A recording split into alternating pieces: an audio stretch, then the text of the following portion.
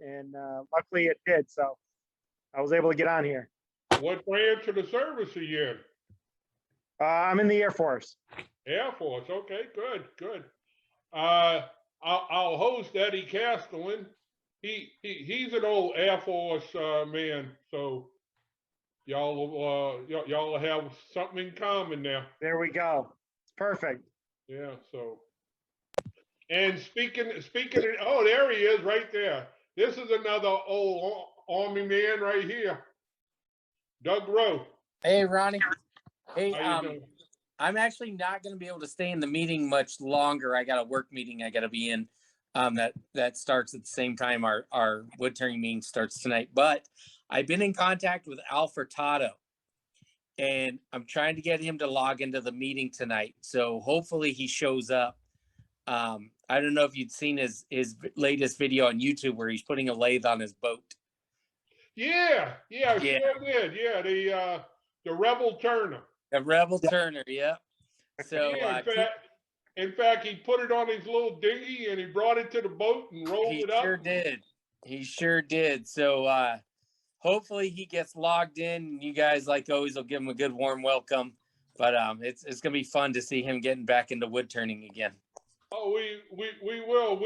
In fact, I invited him through the notes a couple of times, but I guess he was busy and didn't have time. But yeah, he'll enjoy this club.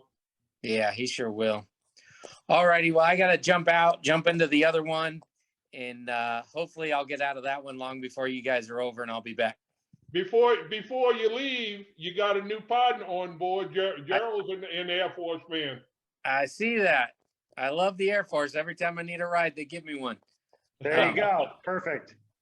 What do you do in the Air Force? I'm actually in training for, I'm a cyber officer, so cyber warfare. So. Yeah. Nice. So they're probably going to hit you up about freedom pins. So you don't know this already, but now that you're part of the club and part of the military, your job is going to be to distribute pins to your fellow airmen. All right. You can give them to the officers, but we like the enlisted side better. Just teasing. Hey, I spent 10 years on the enlisted side, so I get it, you know. I was 10 years as a flight medic. So I was a flight medic, nice. 10 years, flying around as a mobile hospital, deployed a couple times, and then I switched over, joined the dark side as a logistics, as a loggy guy.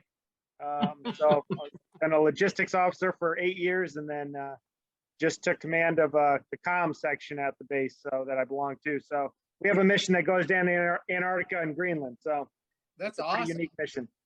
So what we're doing is, so I'm out in Arizona. I'm active duty with the Army National Guard. So I work a lot with the Air Guard and the Army Guard because I'm up at the Joint Forces level where they come together at the state. Yeah. But at any rate, so Freedom Pens is kind of a cool thing that Eddie got resurrected from the past. And so the turners in the club will make pens. They'll send them to me, and they'll send us to a few other turners that got connections through the military. And then we just hand them out to the troops.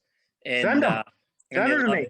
So upstate New York, so I can distribute all through New York. There you go. That'll be awesome. And in the comments, if you feel comfortable, what I've done is I just put my address in the comments, and then they've put my address on the website. Yeah, and that's then no problem. Mail them to me. Yeah, because I actually, my wife's in the military too. She works at the headquarters building, so I'm very familiar with headquarters. She's Air Force. She works at the headquarters building in the HR department. So as far as like, you know, outreach to our people, I can hand them out to our 2-star generals who traveled the state to all the different places in New York State, and they can pass them all out. So that works. Outreach. So are you Air Guard, Air Reserves, or active Air Force? I'm Air Guard. But I'm a federal technician in the air, so in the Air National Guard. Okay. Yeah. So, all right. So yeah, we're connected. Lockstep. There it is. Same thing out here in Arizona. So if you ever find yourself out here in Arizona, you have to look me up. Yeah, perfect. That sounds great. But I'll drop my contact information. You said right in the chat area. I'll drop my contact information there. That's the best place to do it, and then they'll add it to the website, and then people can start mailing you pens to hand out as well. Yeah. And it's crazy. The pens that you'll receive from turners in this club are anywhere from, hey, that's really cool, to how in the world did you make that? Yeah, well, you know, I'll be able to you know, I can always put them on a plane and we can get them down to Antarctica too. So, I mean, some of their turning stuff can have a picture in Antarctica. So that's a good photo op, you know, that the wood turning is showing up all the way at the South Pole and southernmost place on this planet. So that would be so awesome. So awesome. All right. Well, you guys all have a good night. I'm going to do my best to get back here before it's over. Okay, Doug, you take it easy. It was nice meeting you. Nice meeting you, Sarge. Bye. Hey, Ronnie. Eddie, are you in yet? No, I'm here. There you are. Eddie, we have a new member, Gerald. He's new to wood turning, and he's an Air Forceman. All right, Jared. Hi. Good to meet you, sir. It's nice to meet you. You're currently Air Force? I am currently Air Force. Yeah, I'm actually, that's how I met Trace. So that's how I got turned on to this Zoom call. And I'm down here for training in Mississippi and heading back home, which is upstate New York, pretty soon. Great. All right. Eddie? Yes, ma'am. Jared just had talked to Doug and said that he could help us pass out pins too. Yeah, Great. 100%. This week, and I don't know if he'll be with us tonight because he's got some work going on at the house again. But Dane, I'm here, Eddie. Oh, hey, Dane. I didn't know if you joined us, but Dane was also tapped to do Air Force distribution for the Freedom Pins, which, I love this. If we got too many guys collecting and distributing, I can handle that, really. Yeah, I'm upstate New York. So, you know, I live pretty close to our state headquarters. My wife is Air Force as well. So works at state headquarters. I can give it to some of our generals there. They can pass it out to, you know, all the Army Air National Guard or Army National Guard and Air National Guard within the state. So you're looking at, you know, probably around 16,000 plus, you know, service members in New York State. So. All right. What is your AFSC? I am a comm officer. So I'm a cyber warfare guy. All right. Great. Good to hear. I'm an old ammo. Eddie, he's gonna regret ever coming over to my house because this is gonna be his most expensive TDY trip he's ever been on. It already is. Yes, it is. Definitely. Yeah. Yeah. Hey, watch This is that. amazing. He's an amazing guy. So I'm like, he's teaching me so much stuff, and I'm just trying to like be a dry sponge to soak up as much stuff as I possibly can before I head out. Yeah. Watch that admission fee when you go to Trace's house. That's. Oh yeah, right. Yeah, he's tacking it on. Oh yeah, yeah. Be careful if you say, you know, I got one more thing to show you. That's not good. That's not All good. right. Yes, he hasn't done it too bad, but I'm like, how about that lathe? What do you got? And then I looked up the cost of his lathe. I'm like, oh man, okay, what's a more affordable lathe here? I can't deal with that.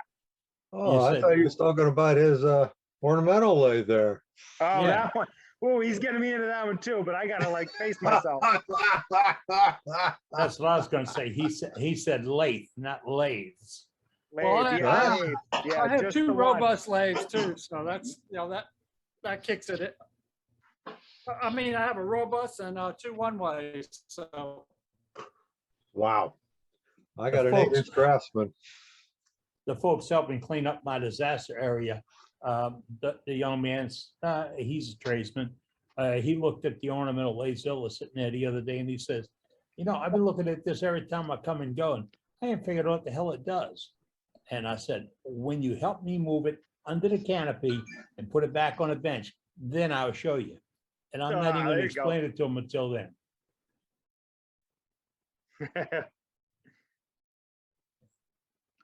But I'm glad to see you with us, Jared. If anybody can be of assistance, put it in the chat how we want you to chat with you or contact or whatever. In fact, just put it in the chat. That's it's wide open. And the chat is where people can post just about anything. And that we don't have any limits on that. We have a limit on our meeting that we're non-commercial. And we have no endorsements. We don't have a budget. And stuff like that. So, but chat is open. In fact, I hope tonight we're visited by Paul Hannaby out of the UK. Paul's got a American Association of Woodturners Group, all right, it's a bunch of letters. And it's a great, whoa. Yeah. Well, somebody- I just put my address in the chat area there, so I tried to hit enter to like bring it down, but it ended up sending just, I think, my name, so. No, I but- saw Schenectady, New York. Yes, so Schenectady, New York, that's my, my home address, so if you have any of the Freedom Pens or something like that that you want distributed, please feel free, send them on my way, and I'll make sure that they get out there. We can always look to get a photo and stuff like that of some things to, you know, so that way you can see where some things are being distributed too, so. Yeah, we asked the members to please include a note or a card. Number one, to thank the people that are protecting their freedom. And number two, so they can be contacted by the people protecting their freedom. Serving, just like you are, serving for this country. I appreciate it. And that's what we want to do. I just got a note here. Happy birthday. Thank you, John. Yes, It's happy been- birthday, Eddie. Thank you. Thanks, everybody. It's been Happy one birthday. heck. It's been Hey, one happy heck of a birthday. day. Yeah. Hey, Eddie, Yes, ma'am. I was gonna make you a cake today, but I got busy. Okay. A jar of apple butter would be good. Oh, listen to Billy. Listen to Billy. Yep. All right. Yeah, Apple I'm butter cake, out of apple butter. apple butter cake. Apple Oh, apple butter. I love Apple butter on the muffin. Yep. Hey, the boss took me out to breakfast this morning and I had an almost legal breakfast of 3 scrambled eggs. That's over the limit. About a half a bowl of grits because she took the other half and 2 muffins. That was my meal for the day. Then I came back out on a tractor for about 4 hours. I finally got the tractor running. The folks that moved it a while back left the switch on and a couple of parts fried. But I got out there this afternoon. Lawn cutting went well. It's that baler I have to get the residue left over because I have it set on the highest setting possible and I'm going at the slowest walk possible. And I'm not walking, I'm riding. But it was an interesting day, made for a great birthday. Heard from tons of woodturners and friends. In fact, the woodturners are all friends. And it was very nice. Thank you so much. Really made a difference in my day. Oh, by the way, how you like the little spinning circle in the corner, whichever corner it is? There. You point to it now. Very fancy. Yeah, how about that? I'll learn that from Scott Fichter. F-I-C-H, F-I-C-T-E-R. He's got a YouTube channel and he said, I got this little spinning thing we can do. And because of Scott, this took me less time to build than to watch his video. And I got one too. I got one too. See, you know, when the bus goes Nice, by, I like Billy, that. jump on. I can't see now. I'm busy. You must be on your 3rd or 4th cup of coffee. Oh yes, yes. I'm watching it rain. Nothing Just wrong what with I need, coffee. More rain. It's raining in Houma? Yes, in my shop. Oh, man. Yeah, it just keeps getting wet over and over and over and over. It's tarped up, but it's still leaking. Yeah, we had a power storm here yesterday. Put about 2 inches of standing water in our yard Wow. Wow. before it evaporated. There's Doug Yeah. Miller's in with us tonight. Oh, yeah. Is Dean Right. Grimes here? Not yet. I made something for Dean. Hey, Trey, got it. can you set me up for co-host? Me as well. His host right now. All right. We'll go- It slid by me. Dane, you saw us introduce Jared. That's, yeah, we're still collecting those Freedom Pens. I've got a whole box of them here in my garden room, and I hope tomorrow that the boss will take me and buy them, drop them off with Ronnie. Because Ronnie's been out making pens this week. He's been out in the shop. And speaking of Freedom Pens, I got into this. I didn't realize how big this group was. The freedom pins I'm looking for is for the Marines that'll be graduating in November. It's the Gulf Company. The Gulf Company has they have 6 platoons. Each platoon is gonna have anywhere from 60 to 75 people in it that are all gonna be graduating on the same day.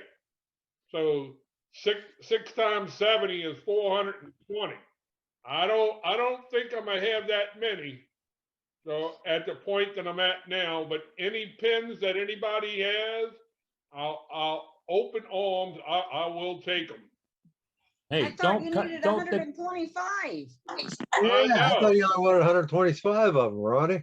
I Oh, know that. When I got into this, I was blindfolded. oh, my. And as I'm learning what's going on, I see there is 6 platoons within the Gulf Company, and that's how many people are in each platoon. So Okay. anything anybody has, I will take. I got 2 more of them for you, Ronnie. Okay. I appreciate everyone somebody sends me. Okay, very good. Thank you very much. How many I'm do you gonna make so 5 far, of them Ronnie? sent out to you tomorrow. Okay. Let's see. Well, This I'm week, down right Gary now. Bodenheim I've got your back, sent Ronnie. me 10 pins. Beautiful pins. Like Doug is always saying, these pins Hey, that Ronnie, y'all do. Ronnie, hold up. Okay. Ronnie, I need you to unmute yourself in a moment, Who's that? okay? Because I'm gonna mute everybody here, because we have some background sound coming in. And I'll be doggone, I can't find that mute all button. I'm I busy. don't have it. I'm busy. I got it, Eddie. Ready? Got it. Now, Ronnie, go ahead and unmute yourself. Not there yet, Ronnie. Okay, here I am. All right. I was telling everybody, it looks like I need about 400 pins or so. And Gary Bodenheim sent me 10, and they beautiful pins. I mean, the pins that I've received from everybody, they are really nice, and these guys are really going to appreciate these pins when they see them, you know. So if anybody has any loose pins laying around, you know, I can use them. And thanks to all who's doing them. Oh, got a lot of folks turning. Ronnie, I think I have some kits to bring you. Okay. I'm cleaning up out, yeah, I am cleaning up out there. And I found a tackle box with dividers, and it's full of pen parts. I think they're all trim lines. So see if we can get that to you. Bring the cost down a little bit. Good, Right. good. So, Folks, if you're just joining us and the crowd's getting a little thick this evening, and I'm glad to see that, make sure you invite your wood turning friends. Ask them if they want to come along and visit with us and share the work and secrets and everything else. We have a lot of people getting involved right now, and I'm so proud of that. So proud of these people that are coming to just be part of this family, this gang, if you want to call it. I've got a note here on my note from last week that I failed to talk about, I believe. We all know that, or most of us know, that our friend Kim Tippin's been going through some struggles. And she had a little problem resetting the house and things like that. And Kim has, well, I just saw the other day where she is washing her clothes in something that looks like 2 garbage cans tied together with a propeller. But that's what she has to do to raise her family. That's what she has to do. But someone in our group offered to help Kim with her expenses. And this week I received that check, and this is anonymous because this was her request, or his request, to be anonymous. We're forwarding that money on to Kim, and it's overwhelming. to get that and hear from one member that they're gonna make this donation to another member. There's no family involved, there's no clique, nothing else. It's just friends helping friends. Man, it is a little overwhelming sometimes. Yeah, it really jerks at the heart when you know what happened and what's going on. It's a tough situation for her and her family. Yeah, but she is a trooper. She will pull through. Yep. I mean, I talked to her for over an hour last week about this situation. And here's where we left it. And it was kind of funny, but not totally funny. She said, no, thank you. You know, for somebody to say no, thank you to that kind of a gift takes a little bit of strength. And she's got a little strength. Yeah. It's, as you can tell, it's a little humbling to talk about it. I know what's going on. So, but she's a trooper. I can't wait for her to demonstrate again. She does some awesome demonstrations for us. She has in the past. And I put up a promo this week, and one of the pieces I put on there was the bottle stopper Billy Burt did last week, where he scroll sawed out the tree and then cast that into resin with the rest of the resin stopper, and then turned it out. And boy, is that an impressive piece. I must have had 10 emails on that thing going out this week. And where can I find out more about this? And I tell you, Billy Burt. And it's nice. Remember, we don't do sales. We don't promote sales, not anything else like that. But it's nice to help out a fellow turner who really enjoys what he does. You can see it. Eddie, Yes, sir. not only is it your birthday today, but the whole entire month of October, we are celebrating the club's birthday, which is 3 years old. Great. Yes, we've been around causing trouble for that long. Yes. That's right. So everybody's been knowing one another for 3 years, and it seems hard to believe it's been that long, huh? Yep. Yeah, it don't seem like 3 years at all. Nope. But you know, when a gang is having a good time, the gang is having a good time. That's all. I would think that tailgate must almost be worn out. It's getting a little wear and tear, but there's still room on the end. Do you see down there? There's still room down there on the end. Hey, guys. There's Dean. Hey, Dane. You gonna do it? Hey, Eddie, Yes, ma'am. I'd like to introduce a new member tonight. A guy that I met at a craft show a couple of weeks ago. Tonight, I believe, is his first night joining us. And his name is Marty Hobbs. He actually lives here in Greenville with me. Marty, can you unmute yourself and say hi to everybody? Come on, don't be shy. Press the Come on space in, bar. Marty. Come on in. Don't be afraid, Marty. They will bite, but not today. I'm gonna spotlight you, Marty. That's There what I he was is. looking There for. he is. Hello there. Hey, Marty. Welcome. Hello, how's everybody tonight? Okay. Hey, Doing Marty. good. Marty, Fill up let's a copy next of the week tailgate. tone that shirt down one notch next week, okay? I want to show something. I want to show what I did this week. I took some plywood and some walnut and married them together. And turned out this. Oh, wow. Oh, wow. Oh, that's slick. Okay. Nice. That's done. Oh, No that looks drooling. good. No drooling, folks. No drooling. I shake a little bit because I've had a stroke. But took me about, That is neat. That is nice. I like that. Marty, how long have you been turning? I've been turning probably about 20 years. Okay. I started out self-taught and I bought my first lathe through Sears and had it for a few years and I sold it.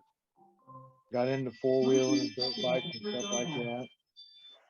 And then I had my stroke and didn't think anything about it. And there was one at an auction, a lathe at an auction. And I went and got it for $45 and started turning again. Very good. Well, welcome to the club. Absolutely welcome. Definitely. Look forward to seeing your work. Yeah, with that little teaser. I look Right forward on. to showing it. Yes, that piece you just showed, that's impressive. I love that. It That was is. a nice piece, Marty. And Marty, if What you kind- join today, you can get a discount on the members dues. So, hey, Marty, what kind of, what glue did you use to marry them together? Type Bond 2. Just Type Bond? Okay. Yeah, I've done What was your finish? linseed oil. Oh, okay. Just linseed oil? Yeah, I just wiped it on while it was Yeah. spinning. Yeah, it looks good. It's really nice. Thank you. All right. All right, Marty, you're more than welcome, you're more than invited to be with us and share your information and your art and everything else. And folks, if you're a new member, you're just joining us, you don't have to bring your art and show us. You don't have to bring your wood turning and show us. You don't have to do anything special, just join us. And then as you feel comfortable, you can show us your work. You can ask us questions about it. You got a problem with a finish? That's what we're here for. We will never agree on what's the best finish. Bottom line, folks, there are a pile of people in here right now, 67 or 68 folks in here. There's not two of us can agree on what the perfect finish will be, because there isn't one. And it all changes according to what you're turning, how you're turning, and how fast you need it done, and how long you want it to last. So we'll help you out with that, Marty, if that's any help whatsoever. Who was looking for Dean earlier? Somebody asked if That was Dean was me. here. That was me. I was asking Somebody with Dean, I wanted- that snowman ornament. Who was that, Yeah, Bill? Billy, Oh, show us that all right. snowman again. Dean, do that again, Billy. Billy, pop up. I am. No, you're not. Different Billy. Not me. That's not the Billy. Who I don't know who's. I got you. There I it got is. you. Oh, man, I love the face you put on that. That's awesome. I'm gonna go back and spotlight him because it's a pretty piece. That is a sweet It's just- finish. See, It's I'm just funny. happy I can put dots on mine. I actually put this on there with a laser engraver. And That's awesome, man. this is a piece of Ida wood. This is some Drake elm that got knocked down in the storm, and it's turned green. It's just a pretty piece of wood. I didn't want to see it go to waste. Yeah, Oh, no, that's absolutely. beautiful. You did that Nice with job, a, Billy. you I did that with a that- laser engraver. Yeah. Wow, what you need, It you was NEJE. just fun. Yeah, it was just something crossed my mind. I said I need to put a face on there. And I said, why not engrave it? I love that. Yeah, That's something awesome. different. No I need color. to send mine to you. I should have put a band around the hat too. When I turned it, I should have went ahead and burned a band. You know, and then it would have been Oh, yeah. contrasting. Yeah. Some I do, some I don't, you That know. was fun. Yeah. I Put a like red- doing the differences. Put a red tie on it, and then you got it made. Oh yeah. Oh yeah. Hey, Eddie, Tim Hatch, I got a question about a piece of wood that I came across. Maybe. Go ahead, somebody- Tim. All right, so this is the inside of the wood. It's kind of a white color. Pull it back to A you, little sir. bit of yellowish, but the bark That's section. hackberry. Can you pull it back to you a little, Okay. please? That's hackberry. Yeah, I'm a Arizona native, so I don't run across stuff like that. So it was kind of interesting to me. And I got a piece of cedar here I want to show y'all. There you go. That's Well, nice. it's a Great cedar color. bowl. Pull it back to you, Tim. There you go. There you go. That That's looks better. Yeah, Nice. very nice. That's Yeah. got some color to it, a little bit of fire there, but All right. Yeah, all I Love see the cedar. chatoyans popping. There it is. yeah. Yeah. I turned that last night and the finish is just that Howard's beeswax with the orange you know, the orange oil in it, but I thought that was pretty cool. But I appreciate the info on the hackberry. How does that normally turn out? I love turning it, but don't try to use a vacuum chuck to take the bottom off because it's just a series of straws, man. It won't pull a vacuum. Okay. Yeah, I got lucky this past weekend. The wife and I were up in Fredericksburg, and then I went down to Kerrville, and I come across a pecan that had rolled on the side of the road, falling off somebody's truck. So that, of course, went in the back of my truck. And then Right on. up around Fredericksburg, we found a wine barrel laying on the side of the road. Wow. Wow. It was quite the weekend for us. But, Okay, all right. well, I'm gonna shut up and let somebody else talk. So. All right, thank you, Tim. Okay, hey, folks, if you're tuning in with us right now and the mic is open, we're gonna have everything going on in your room. So occasionally our co-host will mute everyone, and then you'll see you're muted. And to chat with us, you'll have to activate your mic, which is pushing the space bar or unmuting, et cetera, et cetera. And we have to do that because that background sound will drown out all of our conversations. And we really don't need to follow Jeopardy. We're okay with that. We have a good demonstration coming up later tonight. Dane Chandler handles our gallery and is our demonstration go-getter. Line this one up for us tonight. Dane, who we have up this evening? We have Scott Hampton. He's going to do some hollow form Christmas ornaments. Good timing on that. Yes, indeed. If Yeah, you wanna- I've looked at he sent me a worksheet and I looked at them and I was really impressed with it. So I'm really looking forward to seeing the demo tonight, and it's going to be great for the group to see. Yep, and it's not too early to do those Christmas ornaments. You will run out of time this year, folks. You will. I mean, look what Billy just showed you. And he did it with the Neji, N-E-J-E laser engraver. And I've got one. And today I found out that all that stuff that collapsed around it, that one stayed dry. I can bail that out and go back to working with it again. It's a fun toy. It is. And I can take it to the front deck and set up as 5 minutes, and then I can burn up some wood. Jeff Schnell is with us. We haven't seen Jeff in the last couple of weeks, but he's back with us tonight. Jeff, how you doing, buddy? Good. I was actually down last week, but doing better. Okay. Well, You gonna have anything Work's for been safety crazy for us, busy. Jeff? Say Yeah, again. anytime you guys want it. Hey, Jeff. Hey, Yeah. everyone. Hey, Cade. Hey, Hey, Dane. Hey, Eddie. Kate, Hey, good guys. seeing you, Hi, sir. Cade.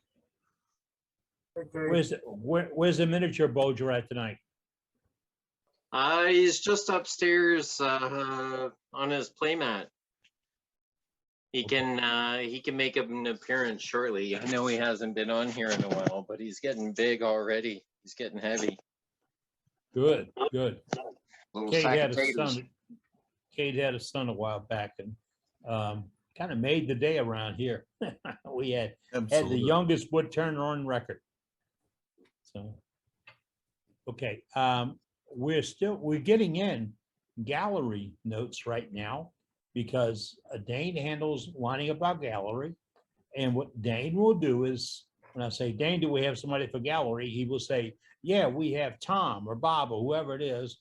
And when he says that, go ahead and start chatting with us, because then we can find you in this mass of people on the screen and we can spotlight you so you can show your work. We'd like to know what you turned, what the wood it is. Give me an idea what size it is. If you say it's about that big and that wide, and, et cetera. What'd you use for a finish? That's always the matter of function. When you get one that's really, really looking good, we want to know what you did to put a finish on it and more. So from host everyone, I made tops today. Okay. You got some people lined up, do you, Dane? Yes, I do. think this is a newcomer here for showing something. Chris, how you doing?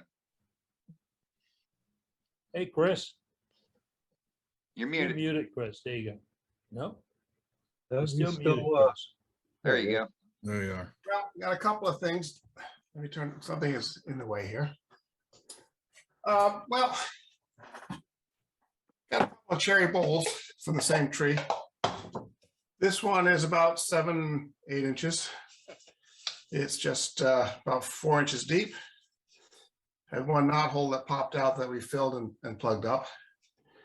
And that's just finished with some axe paste and polishing compound. And that's about 5 or 6 inches. Same thing with a poly. But the fun one was this one. Whoa. Wow. Maple burl with resin and a couple of different colors swirled in, as you can see. And this has no finish on it other than axe paste and the polishing paste. And then we hit it with the Beal buffer. I did stabilize the burl because it was kind of punky. That's really Beautiful. nice. That's what we're doing. Can we see that second bowl again? This one or this? This No. one? Yeah, the second one there. Which You weren't one? actually, can I see the inside of it? I want to see the grain. Oh, yeah. Did you core it out, Chris? There you go. Chris, did you core that? No, just got lucky. Oh, okay. Yeah, it looks Guy that matching. I worked with had a tree fall down. And he said, "Do you want it?" And then he said, "Do you want that bee's nest looking thing at the top, which was a burl about that big around?" He thought that was wasted. Right on. Didn't He have had to to ask you force you twice. to take that, right? Yeah. All right. Well, thank you very much. Okay. Very nice. Guys, look. Let's go to Cade. Something to show. Hey, everyone. All right. Cash hold is on. high. All right, we got it there. Cashier. There he is. Spotlight. There There he he is. is. Here he is. Look at that, those sack of taters. There's Cade. Yeah. Cash says hi. Where's Cade? I don't see anybody but Cash there. Chubby. Chubby baby, happy baby. He's looking Right. good there, Cade. Yep, growing big. Cutie. But hand me a few. Yeah, that's sweet. He's tired, trying to make him Yeah. smile, but he's pooped. That's I all was gonna right. ask if he's going to sleep or waking up. Yeah, he's got that look like, hey, can y'all keep it down? Exactly. A little milk drunk at the second, so he's about to fall asleep. Oh, Lordy. All right. Thanks for sharing, Cade. All right. Really Smile. nice. There's a smile. There he is. There Oh, he is. he knows we're leaving. Look, he's getting happy. Yeah. There you go. All the scary home ports.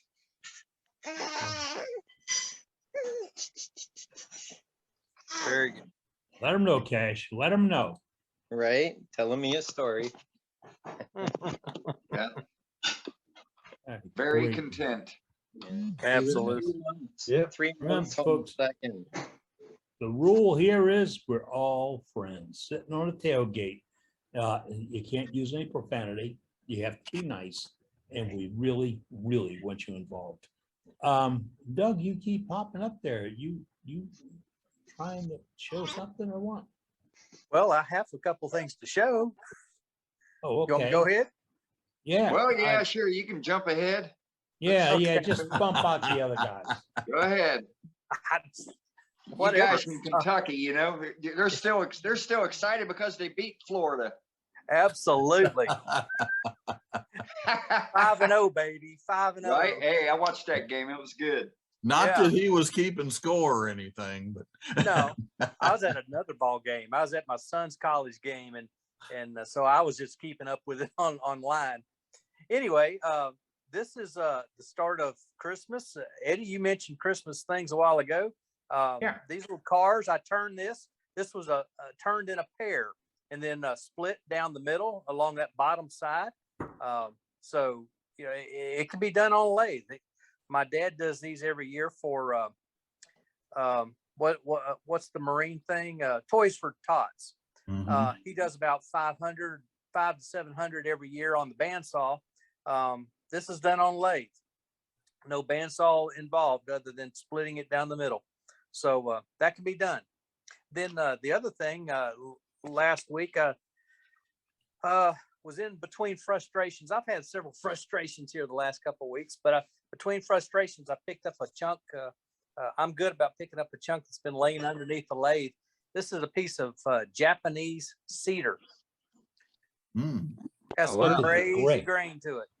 That is gorgeous. The light color is very light. The dark is very dark. And, you know, very tiger stripe. But the in between the grain lines is super, super soft. So it's got a texture to it. It's been sanded to 320 and then abrasive paste on top of that. In fact, I put about 5 coats of OB shine juice on it, and then kind of buff that back with the abrasive paste. But it's got a lot of texture to it, even though it's smooth as it can be. You can feel those grain lines in there because that, you know, the softwood in between is just so soft, it just sanded right away. So, but it's a very lightweight, very comfortable bowl to hold in your hand. But there it is, about right at 7.5 inches, 3 3/4 tall. Yeah, it's very nice. Good job, Doug. Very nice. Great, Doug. Nice. Look, Beautiful. It's got lips. Put that up All again. right. Brenda. Brenda's gonna see the little alien in there. Tip it. No, Oh, there you go. The other way. There he is. That was No, amazing. the outside. Now turn it. Come on, Doug, pay attention. Side of the bowl. Stop. Tip it down. Tip it down. Tip it Hurry up, down. Brenda. Tip it down. There. You see the lips? Yeah. Right there, lips. There Yep. you go. But you didn't notice the alien, did you? Well, that I've seen too. Yes. Looks like Looks somebody like meditating. Never. Yes. That's awesome. Great job, Doug. Thanks, guys. Very nice, Doug. Thank you. All right, let's go to Texas and see what's happening in Mansfield. Hey, Bob. Hey, guys, can you hear me? yes, Yes, sir. sir. Bob, you're up. All right, good deal. I've got a different snowman too here. I don't know if you can see it or not. Oh, We nice. get some light behind me. Maybe that. Oh, yeah, much better. Nice. But anyway, I got made a couple of these, or about 6 of them so far. They turned out pretty good. Here's a different one. These were by a gal on Wood Turning International. Figure out how to turn that thing, but anyway. Yeah. But I thought they turned out kind of cute. Just for the nose. That's puppy paint. You ever heard of that? Okay, yeah. Yeah, it's actually for material, I think. He'll be all right. He doesn't need stitches, I guess. No, he doesn't need stitches. No. But yeah, the paint I think worked better. You know, the eyes and everything are really the eyes for toys, but I almost think that the paint looks better than that. You know? Anyway, Looks really good. all right, Nice thanks. job. Good proportions. They look great. Just a different idea, you know. Everybody's got different stuff. That's Right. right. Billy, pay attention. See that little red collar on there? That really made a difference. You know? Yeah, you got to have that ribbon. Yeah. All right. Well, let's go back to Greenville and look at some tops. Is this where we're going? There she is, Brenda. Show the fingers. No Yeah, band-aids. finger time. Happy fingers. Fingers. Yay! And For new look, members, Brenda is the chief of our Band-Aid brigade. I made some tops and they actually spin. Nice. This one don't. I don't like that one. But yeah, Nice. look, You look good. They're fun to make, aren't they? To make an upside down top. That's the challenge. no, No. I made 5 of them and they spin, so I'm good. Finally did it. Nice, good job. Beautiful. Thank you, Brenda. All right. Well, so we're worldwide wood turners, everybody, and we need to go over to England and check in on Paul because it's been a while. Hey, Paul. Yeah. There he is. Hey, Oh, Paul. how you doing? Look at him. He looks all surprised. Yeah. Good to Well, see at you, least buddy. he's still awake. It's kind of late over there. It is, yeah, it's gone midnight here.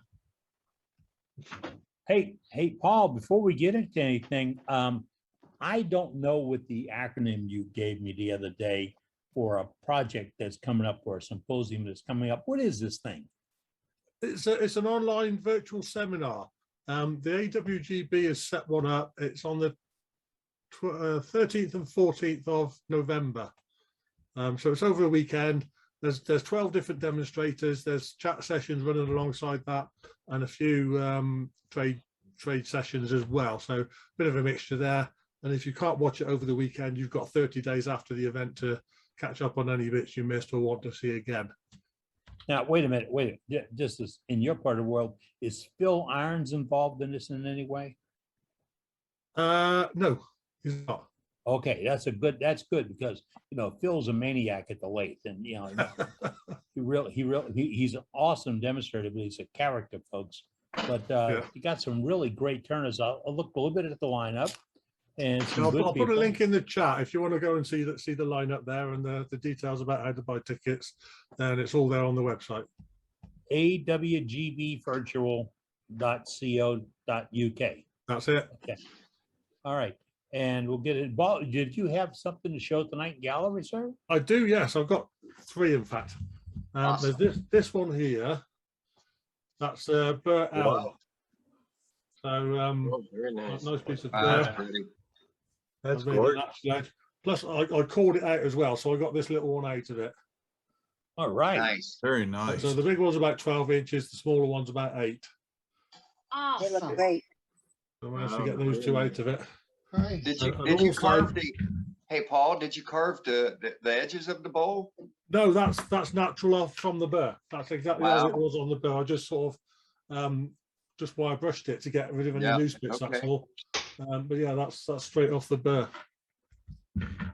And also, I did a demo last weekend, which was turning a box. So I made this. It's a little, it's a push fit box rather than a screw one, and that's made out of koa.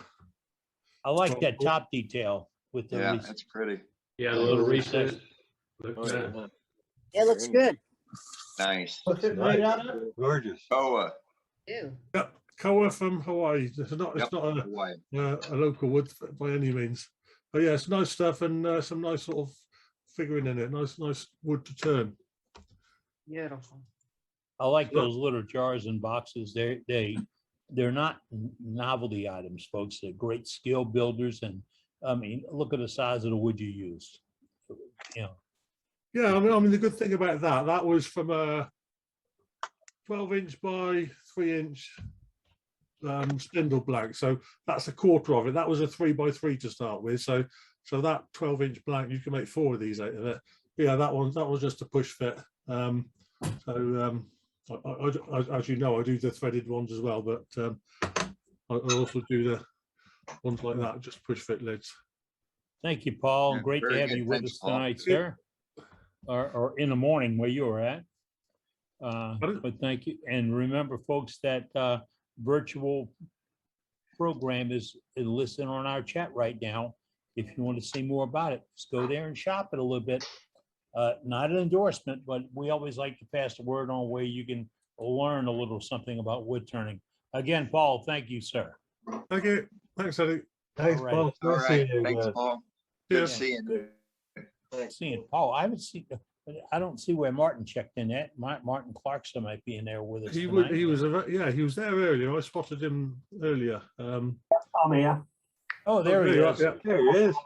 Good to see you back, Paul. I did say that you'd been working hard, so Certainly have, yes. yeah, it's good to see you back over. Cheers. Thanks for mentioning the AWGB virtual. Eddie. Obviously, the AWGB is quite a lot over in England, not as big as you guys over there. And you have your AAW, and we've got the little old AWGB, which is pretty much the same sort of consortium of turners that try to keep the turning world moving. You know, when you got quality, size doesn't matter. You guys have the quality. Hey, how you like that, huh? We do try, Eddie. We'll have to try and keep up with you guys. Good seeing you tonight, sir. Thanks, Martin. Martin's All out of the right. United Thank you, Kingdom. Martin. And tell you what, we have a member in Peru, Singapore, Australia, of course, Kay's in Canada. We're worldwide, and we invite you to join us. But do me a favor, tell your friends. Okay, let's get back to gallery. It's 20 minutes to the top of the hour. What's up, Dane? Well, I think we got John here. I think I've got the right one. John? Yeah, you do. How you doing? Good. I really don't have much to show. I just have a question. Oh, okay. I started to turn this piece. I was trying to make a vase. A friend of mine was cutting a shrub down in the yard, and they said, "Do you want the wood?" So I said, "Sure." So I put it on the lathe. I let it dry in the yard for a while, put it on the lathe and started turning it. And after about 15 minutes, I couldn't breathe. I think it's some sort of cedar or juniper. I have no idea what it is. But so I put it away. I tried it again. The same thing happened. So I don't know if I'm allergic to this or if it's some sort of toxic wood. It sounds like it's both. Yeah. At least to you. To me, anyway. Yeah, I some couldn't woods, believe it. some woods will react like that. Some people have affections to certain woods. You know, it's really beautiful. It has beautiful colors in it and everything. It does. Yeah, It looks like a juniper or a cedar, some sort of cedar. Is it pretty But, hard? Yeah, it's fairly hard. I would lay odds it's you or Taxus, and it is a poisonous wood. You need dust protection even when you're turning it, for sure. Now, does it grow up north? I live in New Jersey. Well, as a hedge, yeah. Okay, that's what it was. It was a hedge, Yeah. but it was It's, fairly large, you know. Paul and Martin live over there in England. They get it tree size. We only get it bush size, but you got a pretty good sized chunk there. And it's more the dust and ingestion that causes a problem. And you're probably creating a bit of dust with it and inhaling it, and you may be susceptible to it anyway. So that's probably what it is. I guess I'll just chalk it then. Thank you. Or wear good dust protection. Are you I wearing? did. I mean, I had a mask on, but it didn't seem to make a difference. Sometimes Wear a we just, respirator. sometimes. That's all I it'll get- got. Thank you. All right, All thank right, you, John. thank you. All right, let's go to, and I'm sorry, I'm not able to pronounce your name, but I'm going to bring you up and you can tell us the correct way to pronounce your name and show us what you got, buddy. Rabelais? You don't know how to pronounce How you doing? Rabelais? Oh, come on, guys. I mean, really, we gotta leave, he is I just from have the, one thing for you, Eddie. he's from the country that almost got wiped out about a month ago. Close to it. Yeah. So good to see you with us. Ronnie, at the end or whenever, bring up again with everybody chatting in the pregame comments. I couldn't pick up on the pins and who they were for, and how you're working it. But I wanted to show one thing that I've been doing with Freedom Pins, and we can continue with others. But we were asked by some of the chaplains to see what we could do to present crosses and all to the soldiers overseas. So what we came up with is a part of a group of us actually are doing crosses, call them pocket crosses. The scale here is 1.25 inches overall height. And we are cutting them on the laser and engraving and embossing. But we've sent over 1,000 of these so far. And it's just on top of the Freedom Pen contributions. So I just wanted to get that out there. Eddie, I'll forward you one in the mail just so you can have the show. But if anybody's interested, just get in touch. And what we got here, if you put your contact information in our chat, because we'd like to include a photograph of that and a note about it in our newsletter. I'll try and send you a better photograph than this picture. Okay, yeah, that would be handy for us. Thank you. Oh, great to hear y'all doing that. Really good. Yeah, And, you know, I like that idea. As a matter of fact, I was thinking, or you just gave me an idea with the slim lines, you can change the pocket clip to a cross. That'd be another way to get across to each of the members or the servicemen. I might have to do that. Yeah, good idea. Yes. Thanks, Brenda. And all right, well, let's go to Jeff here real quick for some safety. Jeff, you're up. Jeff. Yeah.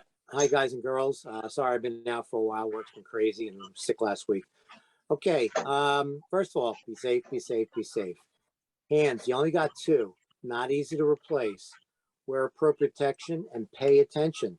See a lot of people, you know, they're out there chainsawing away, no problem.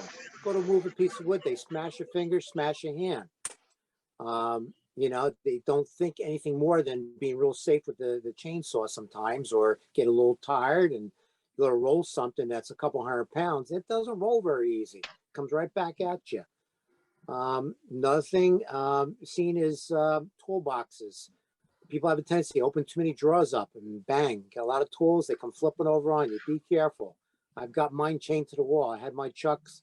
I have a 4-drawer system with all my chucks in it. And one opened up, I opened up another, also they all slide down. Luckily it landed against the lathe. So I learned a lesson. They're pretty heavy. Electrical, highly professional. Don't take comments. Don't take, oh, I think this. Do it right. It's not worth burning the place down. By the way, Captain Eddie, happy birthday. Everybody be safe. May the devil be with you. Love you guys. Thank you, Jeff. Take care. Thanks, sir. Jeff. Jeff is our safety director, as with many positions here with Worldwide Woodturners. He's another one of our co-hosts, and he's a volunteer. As I said earlier, we have no budget, so none of us get paid. And I don't want to hear about that. Hey, we've been soliciting demonstrations, and last week, we saw something. Somebody had a lathe knife out, and some of us have those tools, and we're very cautious about demonstrating and showing them, because a simple misunderstanding of what the tricks and tips are for using that tool can get you hurt really, really bad. And I just talk about smack, cut, etc. So we're looking for a demonstration that, here's the deal. We're a little picky about this. We want a demonstration that shows the good, the bad, and the ugly. So you don't go jumping off and saying, I gotta have one of those. You probably don't have to have one. But if you'd like to have one, show you something more about it. Looking for that demonstration. And we'll line it up when you can. Just put your name in the chat, or let Dane notice you're interested. Got Chris a lot of Nealon openings says, for October. yeah, we got openings. Yes. All right. Chris Nealon says that's definitely you that we saw a few minutes ago. He's got some big chunks, and he says, wear a mask, a really good mask when you do it. And but hey, the host of this program and the reason we're on the air, okay, is a benefactor that we have in Ocean Springs, Mississippi, and that's Trace coming live and direct from his shop. What you have, Trace? What I wanted to show is cutting this off. with the jig the jig. I showed the jig at one time, but I thought I'd go ahead and show how it works. This is a slightly tapered hole, and I put it on the lathe and turned it. You can see where I held it. Bring it up more, camera center. You will below. Yeah, you go. Okay. You see where I put the screws in to hold it in place to turn it. To put a slight taper hole in it so the cork fits into it. But the cork will fit through there. And when I cut, my hand is on the opposite side of it. So I can cut. The engine noise overdrove your microphone.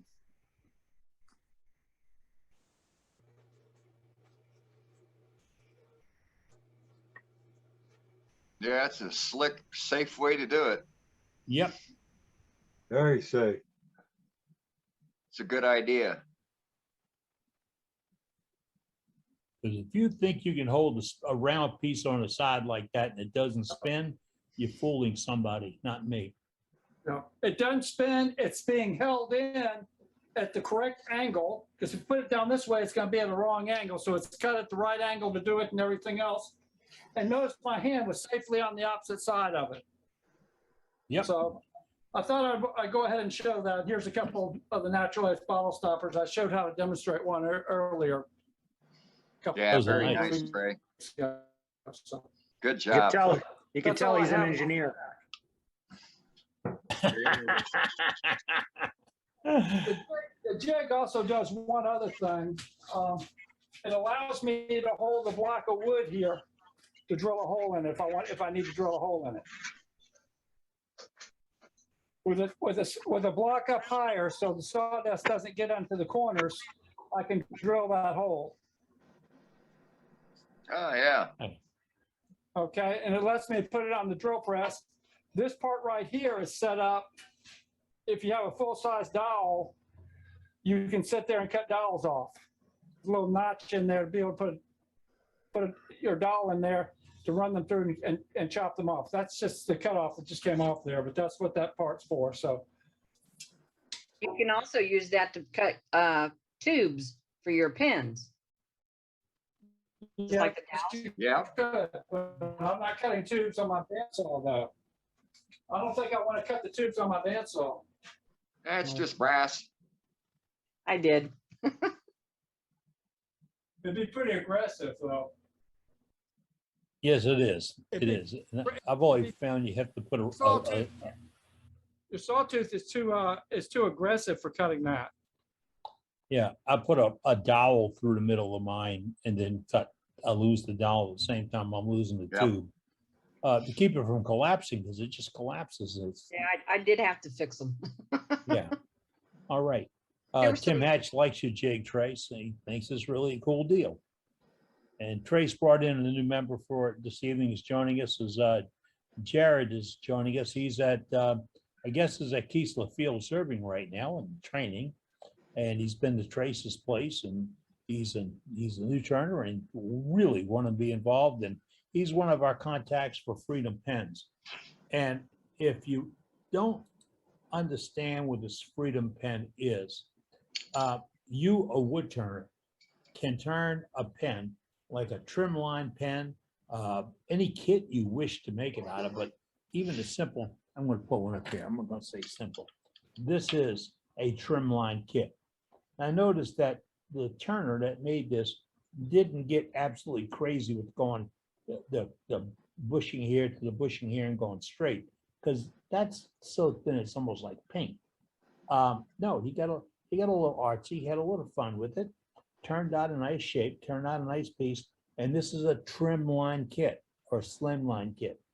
And you turn a pen any way, shape, form, color you want, and you send it to our contacts, and our contacts will distribute it to the Army, Navy, Air Force, Marines right now. Oh, you froze up, Eddie. All right. If you send us your pens and to one of our contacts, and they're all listed on David's website or our website, pardon me, and we will distribute to Army, Navy, Air Force, Marines. We've got at least 4 people working on that right now. We put them in the hands of the troops. There is no politics, no favoritism. It is for the people that are protecting our freedom, and I'll beat that drum all day long. We should thank them and appreciate them for what they do and how they do it. Because every single day I see something about the military, I'm so impressed with what I was there 50 years ago. The changes in 50 years ago was amazing. I was joking with an old friend of mine watching something the other day. He says, "What's so amazing about that?" And I said, "They've got real rain suits on." I worked 2 years in the jungle type, and we never had rain suits. It's a little thing, but look, rain suits. Getting softer these days. That's what it is. It's what? I said, I guess we're just getting softer these days. Oh, you're lucky Doug Rose not here. Oh, he'd light up on you right now, Jared. He would. Because he believes the only thing we're good for is driving a bus. Yeah, well, please definitely add me to the Freedom Pen site as a contact, and I'll do my best to distribute those as well. So, as I mentioned earlier, I don't know if many people know that the mission that we do have is to go to Antarctica, up to Greenland. So we could always get some of your pens, pictures for down in Antarctica, which is a pretty unique thing, and not a lot of people go there. So. All right. Well, thank you, Jared. Thank you for serving and all you're doing for us in this program. Last week we announced that we're going to adopt the new program, and we asked you for input on how you would have this, and it was 2 programs. We'd talk about doing a member of the month, and then talking back and forth. That would be very fair to the second place guy, because he's the first place loser. And that's, you always heard that from your dad, maybe. But we're going to have a member recognition, a member of the month who deserves our recognition for making a change in your wood-turning world. And to nominate anybody, anywhere, anyone, there's no ballot list. It's wide open. All you have to do is put their name in an email and send it to me at the club email address, worldwidewoodturners@gmail.com. But that's where you have to send it. No text, not chat, anything else. The only way I can do this is if I get it by email. In this case, worldwidewoodturners@gmail.com. The other part of the program was the turning of the week. Now we're handling that totally different, sort of totally different. Okay. From photographs I receive at our email address or through our Facebook connection, we will use those photographs for turning of the week, but we also use those photographs on our website, our promos, our newsletter, etc., to spread what you do. So we had 14 entries this week, and there are no. We said we'd do a seasoned turner and a novice turner. And to be fair, we had no one submit something and say, "I'm a novice turner." So everything I received went as a seasoned turner. Now, if you say I can't compete with that, you don't have to. And you're going to vote on who's got the best piece up there. In order to do that, we're going to show you a quick slideshow. I'm going to do this twice because I want you to see it. Now, note that the item numbers are in red at the top of the screen, white at the bottom. They're supposed to be the same number, but I want to make sure they stay highlighted. And in a few minutes, Trace will put up a ballot for you to vote on it. But this is what we're looking at. And it did not wind back to where it's supposed to be. So let's see if I can do it here. All right. This is the gallery for the week. If you see why it's won several pieces, it's the same piece with 3 or 4 different photographs. You're invited to submit that. We love to see your work. Brenda likes to see fishes and animals in them. But this will give me an idea what the finishes are.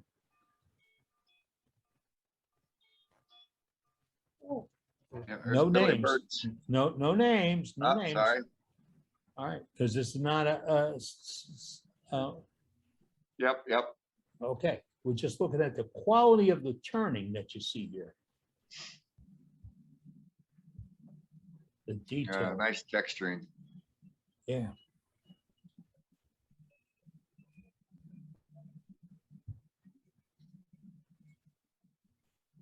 Hard to pick just one. I know, that's why I'm going to show it twice, because it is hard to pick just one. You say, wait, can I see number 3 again? You know, or whatever. Yes. This whole thing runs for about a minute and a half. And remember, if you want to submit, send me a photograph of your work by Gmail or include it in our Facebook contact, and we will use it. If we get it, it's fair game. We're going to use it. So with that, I'm going to go back to the gallery again. Here you go. This time, make a note. Ballots are coming forth.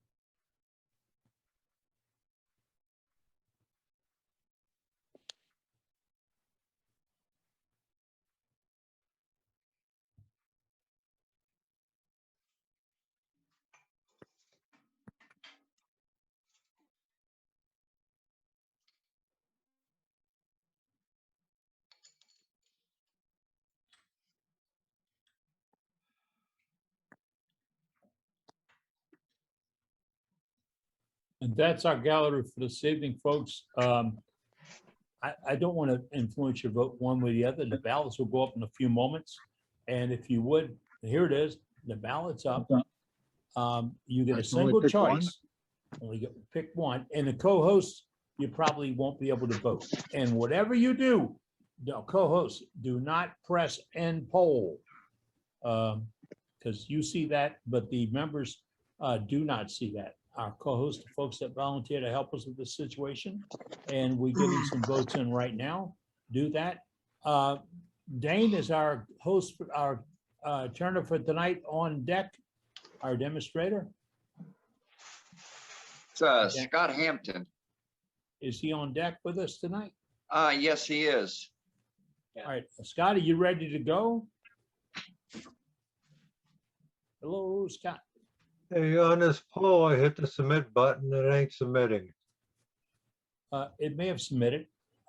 We got like 18% of the membership going in right now. Are you marked as a co-host? You have to scroll choose down 3 and- different ones. I'm sorry? Got to scroll down and make 3 selections. 2 of them are not selections, they're bypasses. Okay, you have to go all the way to the bottom. You can't just pick one off the top. I found that I had to go on the 2 pages you don't want.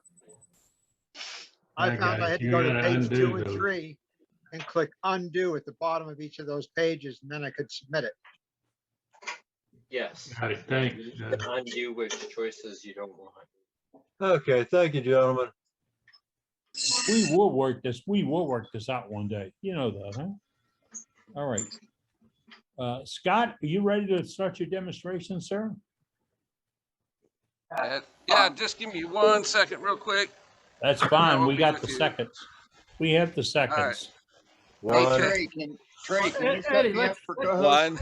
let's end the poll first before get this off the screen for everybody. Okay, we're at 44% of participants. Yeah, vote, folks, vote.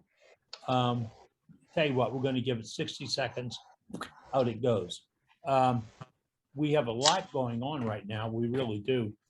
Turner of the Week, member recognition, and we're looking for future demonstrations. And you can be involved in this. And we have a lot of behind the scene programs. It's not a clique or a gang that you can't be part of. Everybody involved in this program is volunteered to do it. Some get involved every single week and with us. That's what we talk about the co-host. They handle several parts of it. And it's all because sometimes in tap dancing, you need to hear the music. These folks help me hear the music. So we're all online together. So with that, we're going to close out the gallery right now. And with that, Trace has got our ballots. And Trace, did you get the letter from me with the names? And it looks like, Eddie, that number 6 is the winner. Yep. Turning of the week would be number 6. Let me see if I can.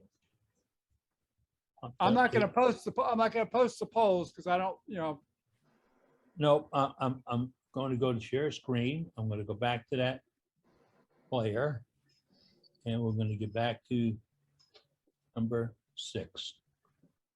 And that was a selection. The turning of the week. Good is pick. right there. And about that time, we had mentioned something about the embellishing and the combination of colors and the woods. And that is one beautiful piece. And the name of that Turner tray is? I don't know. Oh, I sent you the list. I know you did. That doesn't mean I still have it. I have to go find my email up and on this It list. looks like a Beads of Courage box, whoever turned that in. Yeah, and you know what I'm afraid of? It's just a little bit bigger than, I gotta get back on it now. It's a little bit bigger than a birdhouse. Now, that's the clue. That's the only clue you're getting, folks. And because it's made by Bob Moffett. How about that? Yeah. That is Beautiful very work. pretty. Very pretty. It is a Beats of Courage box. Congratulations, Bob. Nice job, Bob. Very nice. Very nice. Very Here's well done. here's the deal. You put a hole in it. You have until next Tuesday PM, the end of Tuesday, to submit a photograph that you would like us to use in next week's turning of the week, just like we did tonight. This is going to smooth out a little bit as we go along, but we'll learn it. And remember, all these are free programs we're using. Submit your piece. If you want to be a novice turner, you have to tell me you'll be a novice. There'll be a second ballot for novices. That's what will be a totally different program in a show. I have room to produce it. I have time to produce it. And it's because we want to show your work and let people see what you're turning. All right. Chris, Hey, Trey, I need to be set up for co-host, buddy. Right. You got undone? Yeah, my system crashed earlier and I had to get back in. All right. Well, right now we're going to pop over to Scott Hampton. He's in California. We went from one side of the world to the other side of the world. And Scott's going to join us right now. Good evening, sir. Welcome. Good evening, everybody. How are you? All righty. You guys can hear me fine, okay? Yes, sir. The floor is yours. All right. I'm going to go through my cameras real quick, make sure they're working. And I got one more. Yep. All right. That one was out of focus pretty bad. Yeah, I need to zoom that one back out a little bit. Yeah. I'm going to zoom that one back out a little bit, but I think I got the autofocus set on it wrong. Well, today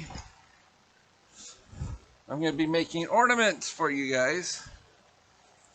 Like this one, I'm going to add some milk paint to this one. And I'm going to show how to make a couple of finials. I got a nice design on this one here. And there's also a finial, if you guys are interested in seeing. This is a Bob Roseanne type of finial with the drops coming down. I can show how I do that too. Oh, that's pretty. But the first thing I'm going to do is I'm going to show you guys how to make the globe and hollow it out. So I have a piece, I got a piece of, yeah. Scott, we have about an hour. Okay, well, let's get cracking. Okay, this is a piece of maple burl I got on there. So I'm going to grab me a half-inch bowl gouge and I'm going to start turning this thing around. Let's do the overhead.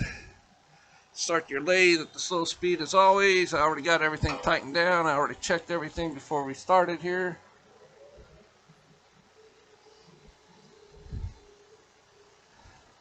And I fairly turn it up. That's a little too fast, but probably about 2,000 RPMs I start out with. I'm just going to start rounding it out first. It looks like the tool rest is a little too high. Let's drop it a hair. Oh, this is my detail gouge, not my bowl gouge. Hold on one second here. There we go.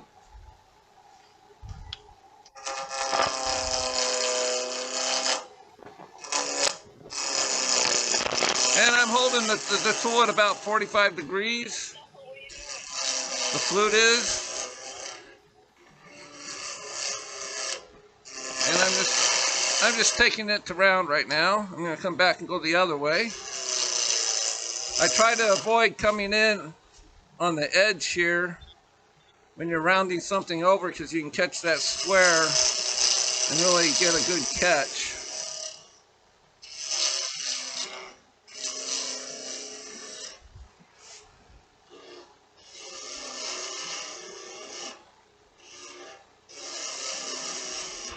So I want to grab a pencil real quick here. I'm just going to mark where I believe is the center point here of the piece. Yep. And I'm going to stop my lathe and adjust my tailstock to the side here. It's almost round, but that's all right. It doesn't need to be completely round because we're just going to cut all that out of here. And we're just, basically what we're doing, we're just going to make a big bead. First thing I'm going to do, I'm just going to create a 45-degree angle here.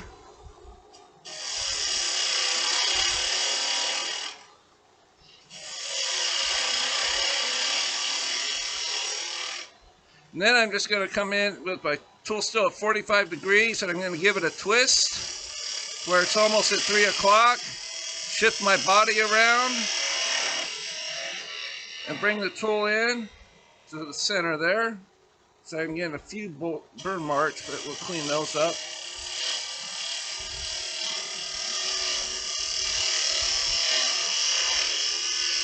I'm trying to make this is just a design thing that I do. I make my shapes more oval than round as far as a round shape goes. But you can make your globes round, you can make them oblong, any real shape you want. So I'm going to come back here, I'm just going to clean up some of those. The maple tends to burn a little bit, so I'm just going to do a light scrape across the front here. Just kind of get rid of those tool marks in the burn. So we got that shape really nice. So we still got a little bit of a flat, but that's going to disappear here as soon as I get this cleaned up. And this is on a glue block because I don't want to waste it. Again, I'm starting at 45 degrees, doing the same kind of thing, just a straight angle. The glue block prevents me from having to waste any maple burl that might be going into the chuck. But right now, I'm just cutting away so I can, some of that glue block, so I can shape this, have room to shape this in. Same kind of cut as the front, except backwards. But you don't want to go too deep because we still need to hollow this out, so we're going to leave just a little bit of meat on here.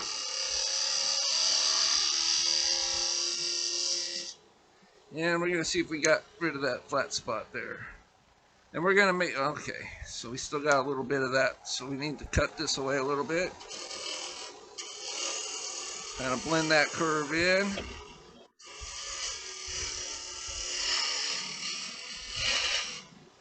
And bring it back the other way.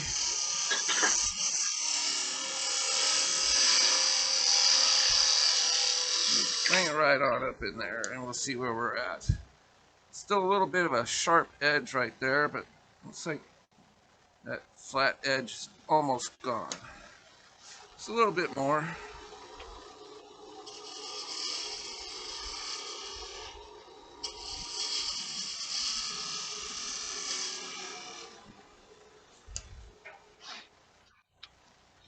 All right, we got rid of that. I'm gonna bring the tailstock back around, just clean up that part here, kind of adjust the shape again.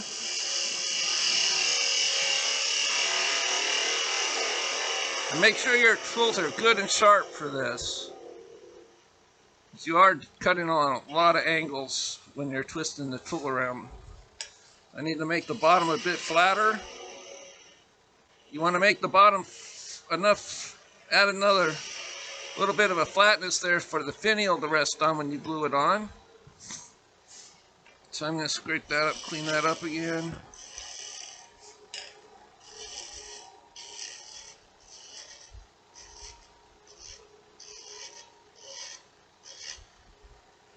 And I'm going to do the same thing on this side, just kind of clean it up, kind of adjust the shape a little more. And we got a little bit of a high spot right here. So I'm just going to clean that up. There we go. All right, we're done with the bowl gouge. I'm going to come in with my parting tool. And I'm just going to create a little divot right in the center here, because we're going to drill out a little bit before we start the hollowing process.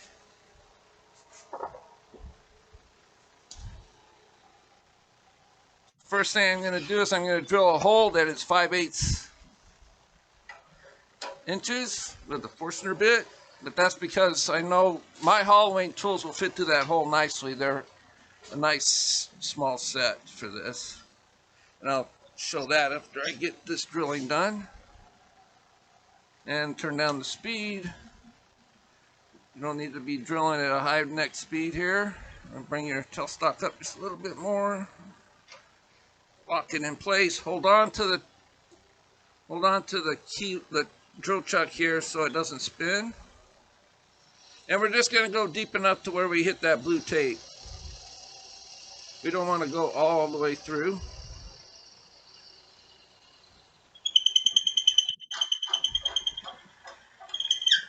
Diameter drill bit is that? Yep, that's good. Deep enough there. What was the question again? What's the diameter of the drill bit? Well, this was a 5/8 drill bit, 5/8. So I'm going to change this one out and put a 3/8 in. And this one I'm going to drill all the way through with. And this one, the hole on the other side, when we get to that point, is what's going to hold the top finial in place. I'm just going to bring that up in there. The little point that the Forstner bit created will allow this brad point bit to find center real easy. Same type of, there we go. And you'll be able to hear the difference once you break through. You'll hear it when you hit the other kind of wood. There we go. More of a high-pitched sound there for this kind of wood. Scott, if we mute all, yes, sir. We mute all in a moment, will you unmute yourself, please? We have some background noise coming in, so we're not going to mute now. You can unmute when you're ready. All right, we're all set. I think so. You guys can still hear me now? Yeah? Yes, yes, sir, we can. Okay. So now we're going to get to the hollowing portion here.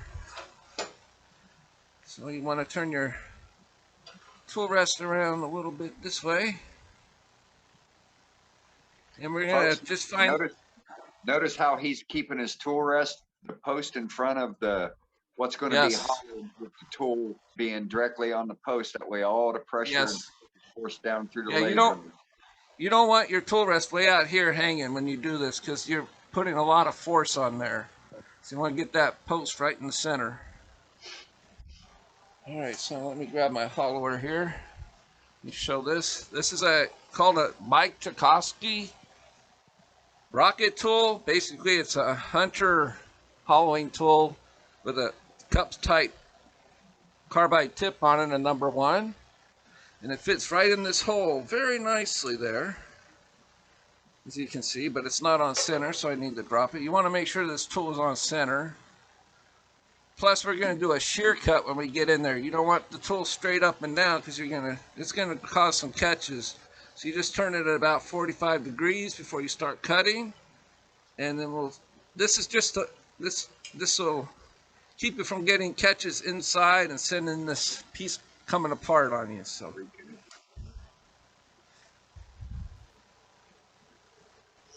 And we're going to turn it up to about 1500 or so.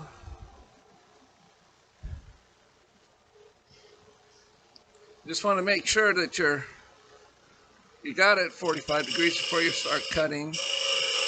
And the hollowing is just so you can, just basically for lighting, making the globe lighter. I'm not really concerned about wall thickness when it comes to this.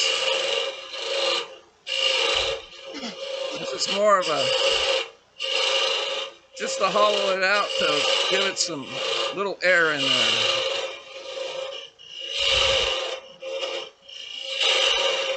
All right, so let me have a look. See, always turn off your blade before you stick your fingers in there. All right, so I can go just a little bit deeper, I think. All right, I don't want to go much deeper. You want to leave a little meat on the top because that's where the ornament's going to be hanging from the tree. And you don't want that to be a weak point. So just a couple more quick cuts here. And the hollowing is done that quick. All right, so I didn't have it at 45 degrees. That's why you saw that jump like that.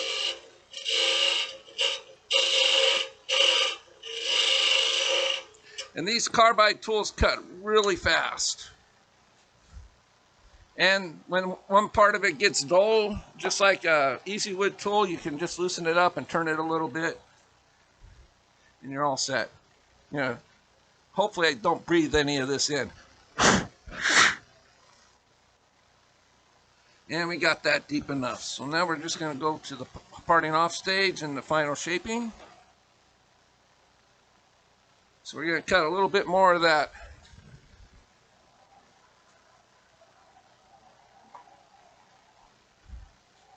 glue block down a little bit. The hole is about right. The bottom is about a 1/4 inch up thick there. So I'm going to turn up the lathe a little bit faster. Is there a question? And I got the tool pretty much starting at 45, and then I'm just going to give it a twist and bring it in. You don't want to go all the way through the bottom this way because you want to be able to clean it up and sand it. We're just going to scrape this off a little bit of a burn there.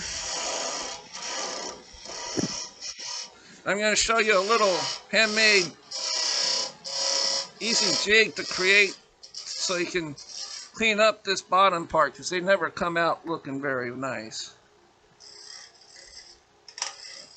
And it always also gives you the opportunity to either paint it or sand it when it's in the little jig that I use. So I'm just going to grab my little thin parting tool. Well, it's not little, but just one of these nice little tools here. This one has a flute on the top. It's not straight.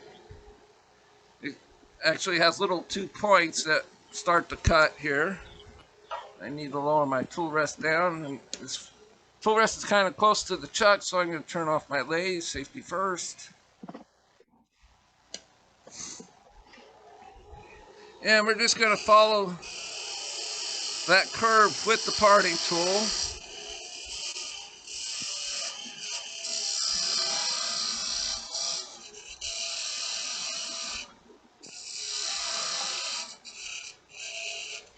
And if you need to, you can just touch it up with sandpaper really, really fast here.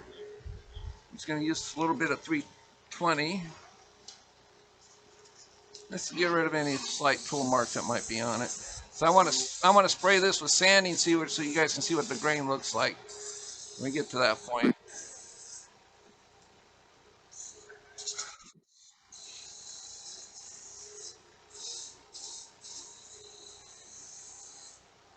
So we're going to stop the lathe, have a look. Everything looks really nice, so we're going to finish off parting it.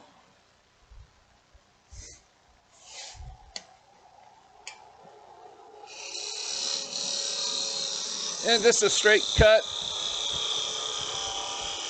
Just don't grab the piece in your hand, just let it fall in. It's like that.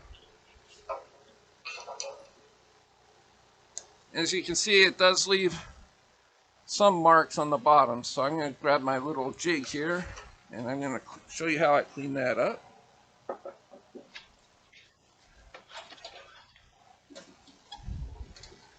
You guys got any questions? Scott.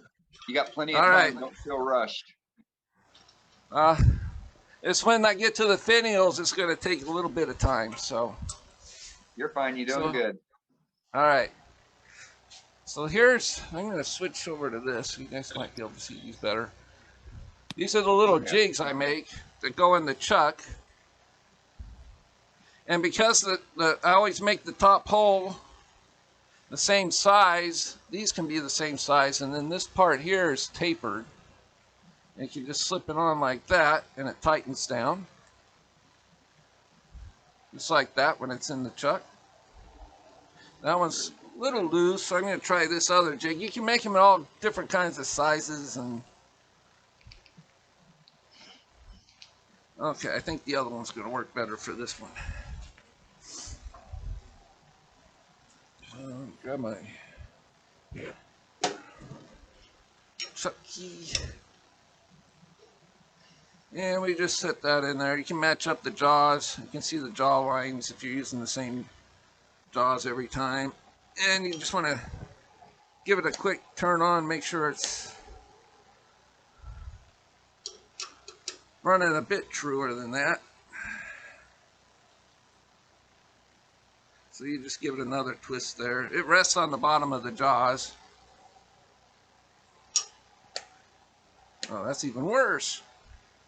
So I'm just going to loosen them up and give it just a slight tap. You know, it only happens when you're doing a demo. All right, yeah, it does. Otherwise, first time you touch it is perfect. Exactly. All right, so I got that running really good and true. Should mark jaw number 1 on that for you. Yeah, I probably should. I'm going to put a little red mark on that. There you go. Yeah, all my jam tips, I have the jaw marked. That way they set up correctly every time. So I'm going to mark it between 1 and 2. And there we go. Smart idea. I always forget to do that. I always tell everybody else to do that, and then I forget to do it. Right? All right, so I need to grab this, my tell center. All right, just as a safety precaution here, this helps bring just helps the tool stay on a little firmer. Kind of will press it on and make it more even. Bring this up. So what I got is a piece of brass or copper. It's just a copper fitting for a pipe, and it slips right onto the end of the threads there. So I can bring this up right here, and I just kind of snug that right up to the piece. And you can see it pressing on a little bit. It gives it a more, not too tight to where you're going to crack it, but. And you can leave that there while you do the finishing up of the sanding and things like that.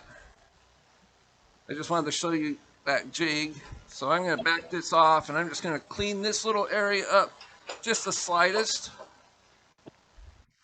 Most of that will be covered by the finial, but you just don't want to, you want that finial to sit nice and level. So I'm going to grab me my detail gouge. Where do I have my detail gouge? My little detail gouge. There it is. So I'm just going to come in here. I'm just going to clean this up with a little scrape. And You it's said running it's a pretty detail. true. You said it's a detail gouge. It's got a flute. Okay, now. All right. There you go. Yep. It's a shallow flute detail gouge made by Thompson Tools. You can see the sticker right there. And you're just going to just bring this across a little bit, just light. It might spin on you, but that's all right. You can just give it a little shove back onto the piece there. That's where sharp tools come in handy. Oh, yeah, yeah. I sharpened these all this afternoon before I did anything else. Yep, smart. Looks nice, Scott. You're doing good. So I'm just going to, yeah, it's looking pretty good. I'm just going to touch it up with some 180 real quick. Move the tailstock out of the way before you do any sanding. See, it lets you get right up to that hole when you're sanding, which is really nice.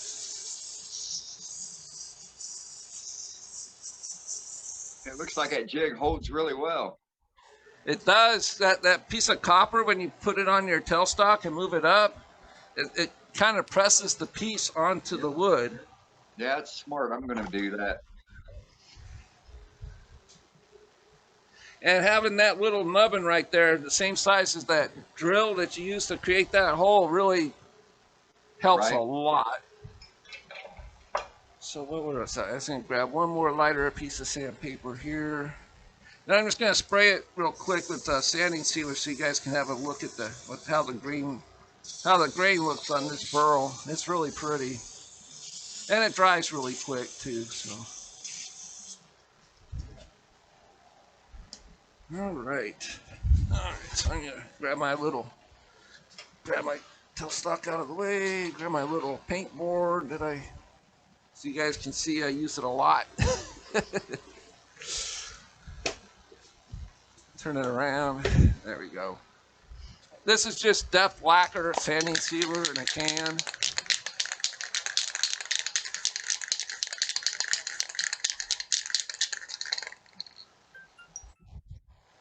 And just a couple of, hopefully that grain is popping in the camera there. Yeah, it's coming through.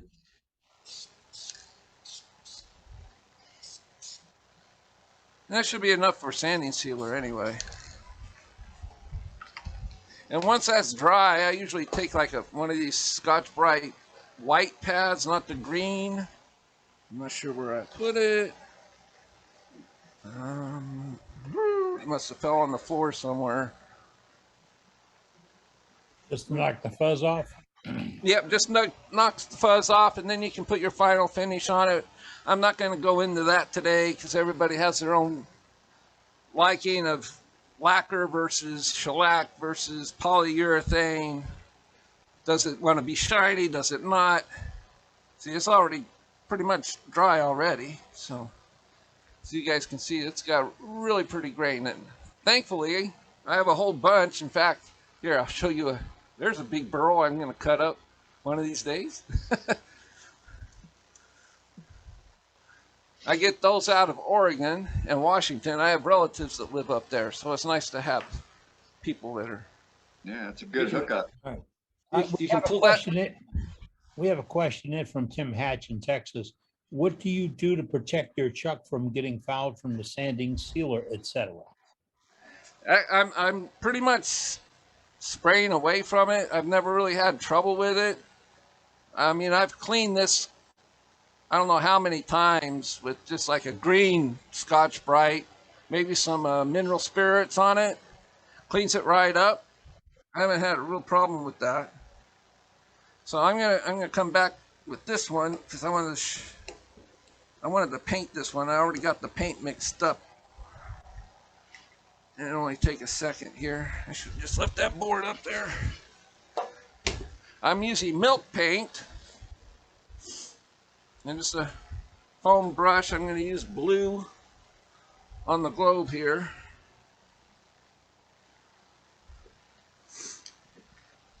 And I'm gonna maybe switch over to the overhead. You guys can see that a little bit better. Just a slight foam brush. It's not really thick or anything. You don't want it to. Just want I really need to find that white pad, but I can use 600 sandpaper to do the same thing, I guess. So you just kind of want to paint it, give it a, so you can see how thin it is. And that's what I'm looking for. I don't want a thick coat of this on here. Once it dries, it lightens up a lot. So you're looking for color, not coating. You're just looking for the color. Right. You're not making it really thick or anything. I mean, if that's your preference, that's fine. So it's I'm just getting enhanced, does it enhance the grain or is it actually coating it like paint? It coats it like paint. I mean, I have it thin enough to where you're going to be able to still see the paint or the. Oh, okay. You can still see some of the grain through it, but you can put a few. I like to use it thinner, and if you want, you can just add extra coats to it instead of one just big thick. Right. It gives you an idea of, you can adjust it a little better. In fact, you can see where it's dry. I'm going to grab a hair dryer real quick and just dry this off once I get it smoothed out some. And that's good enough right And you there. found it's best to put the paint on like that with the lathe off and hand turn it? Yep. Okay. Because if you don't, you're going to have paint spinning all over yourself and all over your walls. And I'm just going to turn on my hair dryer here. And it dries pretty quick. Hey, Dane, you ever seen one of those? The hair dryer. Use one every day on my beard. Oh, okay. So I can see just a little bit of a run in it. So I'm going to grab that brush and clean that up a little bit.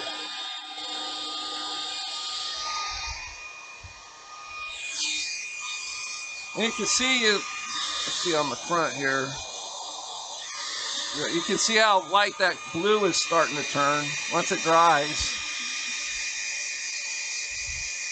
Yeah, it is a lot lighter. Makes a big difference. And I don't finish these at all. I just leave it just the paint. I don't want to. Once you put a finish on it, like an oil or a varnish or anything like that, it really darkens the color. And I like just the natural color of milk paint myself, so.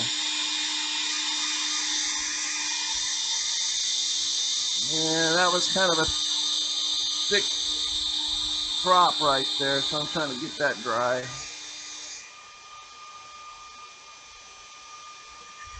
So yeah, it's handy to have a hairdryer in your shop. Yep, I have one. So I'm gonna grab me some 400 here. I'm just gonna smooth that out, and where's my 400? There it is. Kind of let some of the wood grain show back through. You don't need to do a great fast speed with this, but this is just this gives it even a more, what I call an heirloom look to it. What grit of paper is that? 400. 400. You can use 600. I wouldn't go anything lower than 400 though, because then you're just going to eat right through the paint really fast. And you can see there's like just a small ring of the wood showing through there. So I'm going to kind of soften the round oval part because it looks like too much of a straight line. There we go. That looks kind of old, doesn't it? Right? Yeah, it does. So we got that part done. So now I'm going to turn over. I'm going to change chucks and start on the finials. I keep putting my chuck keys somewhere where they're not supposed to be. That's typical, right? Yeah, last place where you found it. That's it. I'm gonna start setting it right there is the best spot for it. So I need to change chucks so I can get the one with pin jaws on it. So I'm gonna put some 1x1 pieces of wood into my lathe. So how am I doing on time? Okay. Oh, you're Yeah, fine. fine. Doing fine, sir. All right. See, the finials are what I really enjoy making. I make like 200 finials a year doing this. Wow. Yeah, you can see some. Well, let me switch. See, you can see this this chuck needs a little bit of cleaning from that spray. The mineral spirits seem to take it right off the metal though, without etching the metal at all. So get some of that out of there. I'm gonna grab me a piece of what looks like maple. It's either ash or maple.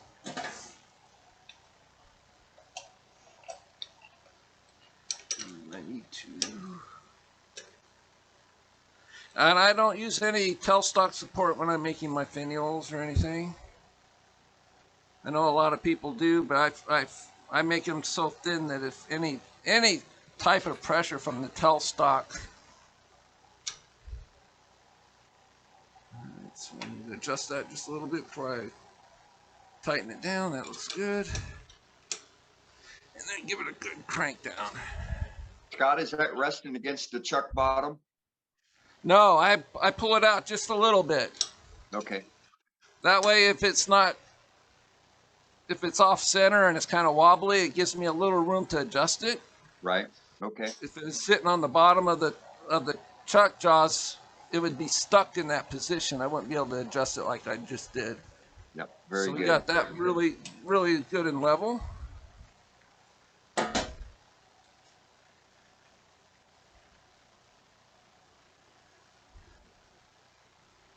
How'd you get my tool rest?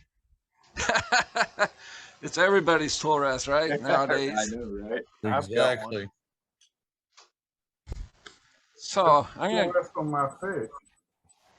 So I'm just gonna double check that tightness because yeah, that's good. So what I have here is an old Blazer roughing gouge, and you can see that the tang is pretty thick on this puppy. Yeah, it's nice. I got this. Our club had a sort of like a every year for the Christmas party they sell. Somebody brings tools to sell and stuff, and somebody brought these. They brought one other one, but I'm not sure where it's at right now. But I love this thing. It holds the sharpness for a long time. I've heard nothing but great things about this, and this is one of this was made years and years ago. Yeah, it's an old. It's an old one. I wouldn't be surprised if he had his own hands on it. So what I'm going to do now is I'm just going to start turning it down. I'm going to turn it round, and I'm going to give it kind of a cone shape to start with, because that's where we're heading to anyway. Yeah, you can see how nice this tool really cuts.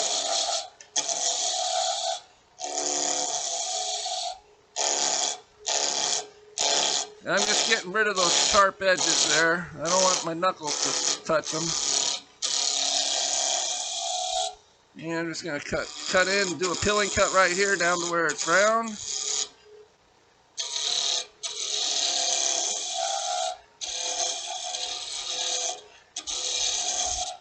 Yeah, it feels like it's pretty round, but I'm just going to double check. Almost. I just like to have them round just to balance them out. That way I can turn up the speed a bit more when I'm creating a finial. Speed is kind of your friend when you're making finials.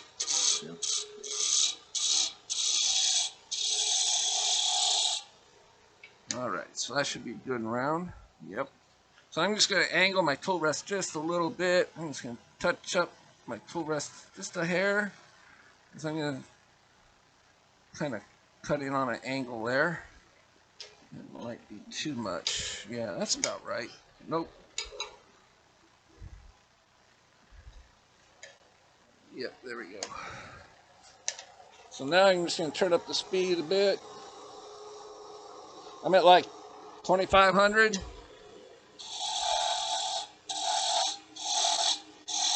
And there's no rush in making finials. It's something that should be enjoyed doing.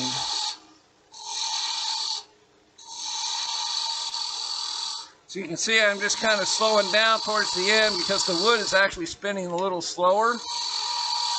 So you want to slow your cut down when you get to that part.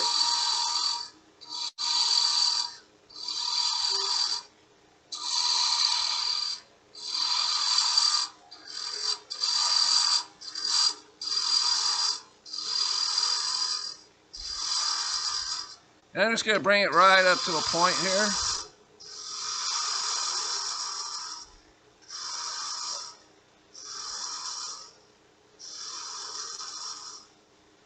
And one more cut.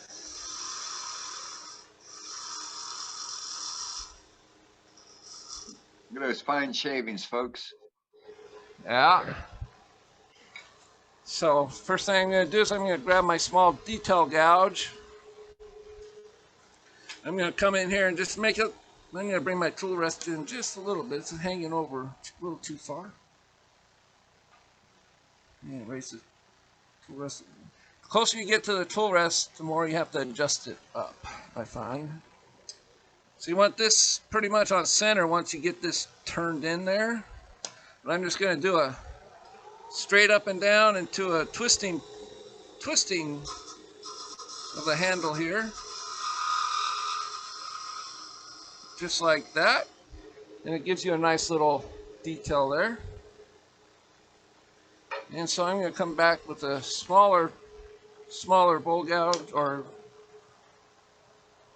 spindle gouge right here instead of using the roughing gouge. And I need to adjust that down because that's a bigger tool than that other tool I was just using. And I'm just putting a nice little shape right up into here. I'm leaving that little bit of a bobble right there because I'm going to turn that into a bead. And I want to get this shape started here real quick. So I'm going to grab that little detail gouge again, come in. It's a lot of up and down with the tool rest. And we're just going to do a twist right into that little pocket we made a second ago.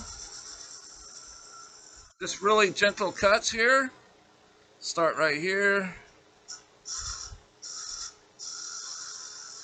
Do the same thing. And now you got a small little bead. Don't worry about if it's not exactly shaped right because sandpaper is your friend when it comes to that. A little bit of a touch of a sandpaper and it'll shape that right up into submission there.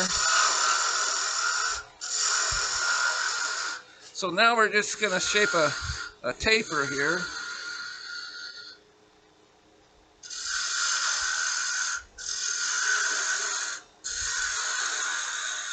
And I actually want to bring it in this way a little bit. So I want it to be a little bit thinner down here. I want it to taper down. Just like that, down towards the center. It's surprising how resilient wood is when it comes to this. And you want to leave a lot of this mass at the outside here just to prevent vibration. If you try to make this whole thing thin and then work at the end, you're gonna just end up pretty much just snapping it in two. So I'm just going to take that down to there, and this is the point right now. This is where you want to decide how thin do you want to go with this one area, because you're just going to get thicker as you go towards the headstock from there on. And don't be surprised when you make a finial that it looks really nice and dainty on the lathe, but when you take it off, you're like, oh my gosh, that thing is thick as can be. Yeah, being on the lathe throws you off just a little bit. So this is the time where you want to sand this section of the finial here. I kind of round over the point there, just to, you don't want a really sharp point. And I just stick the sandpaper down in those little grooves there.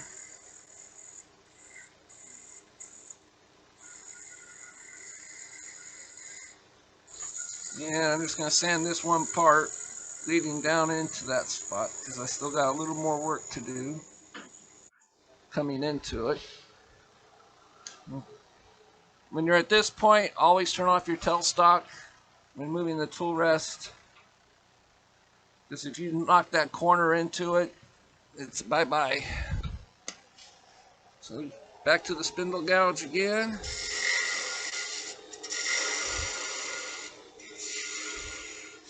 And we're just kind of creating a taper. It's going to come into this really nice. Sandpaper will help clean that up a little bit.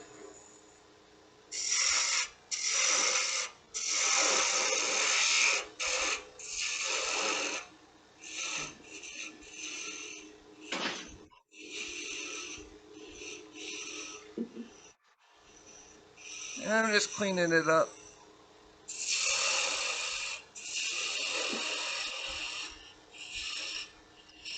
If you need to, just come back and catch that cut again.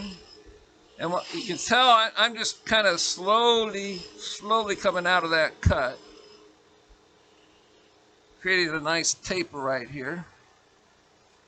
So I need to take a bunch of this away. So I'm going to put an onion shape on the end of this part here. So I'm just going to carve it down into this.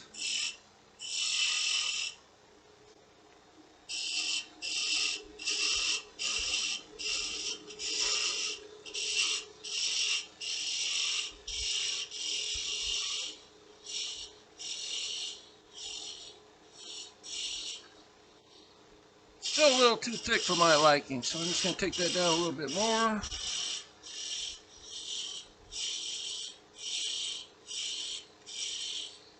I know we kind of carried away in this, but right about now, I sharpen my tool.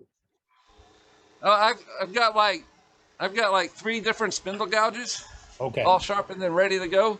So I've been just grabbing different ones as I go. Yeah, I just had to mention.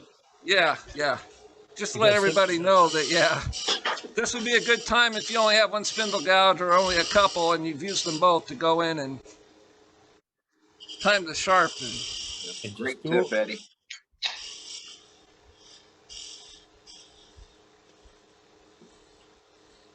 So this is a little thicker than I wanted, but I'm not going to chance it here.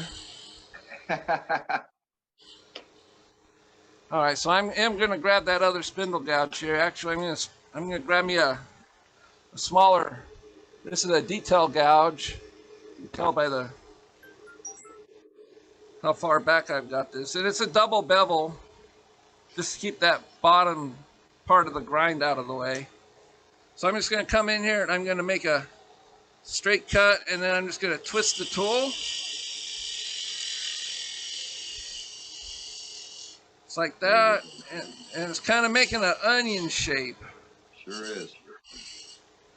Yeah, I'm just going to come in here and touch that up going in. Don't go too far or it's going to come off.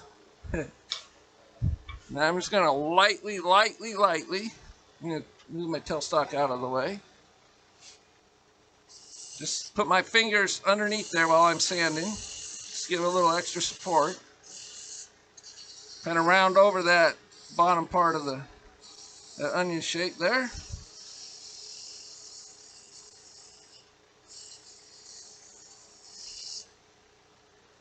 I'm not too critical on this one because I'm going to paint it, so I'm not going to go through all the grits. This is like, I think 320. That's good enough to give it a good enough smooth surface for the paint and strong enough to take away any really tool marks that you might have made. So now we've got that done. I'll move the tailstock back, and then I'm going to create a little bit of a cove right in here.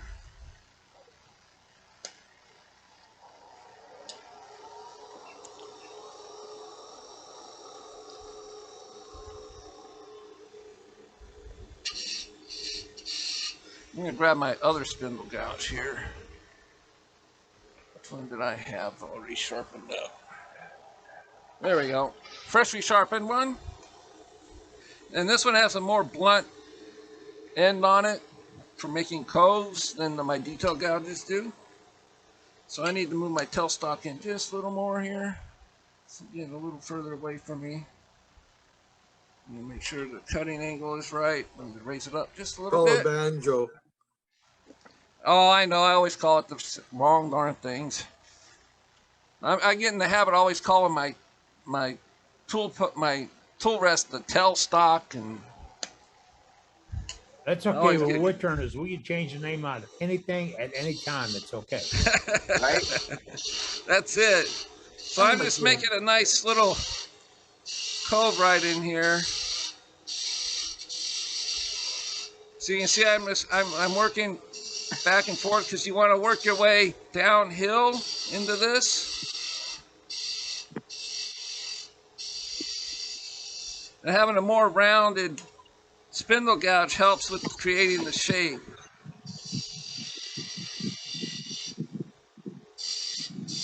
I'll need to make that a little bit longer.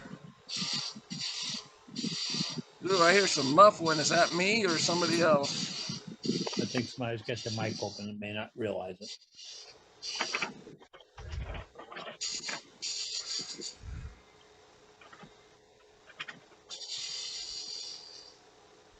So I'm going to come in here with this and just make a little cut in right there, just so I know where it's at.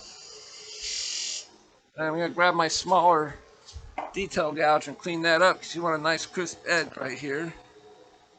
Make sure that the end is clean. I need to raise my tailstock up a little bit, my tool rest up a little bit. This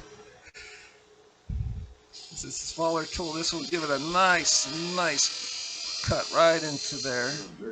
That's sweet.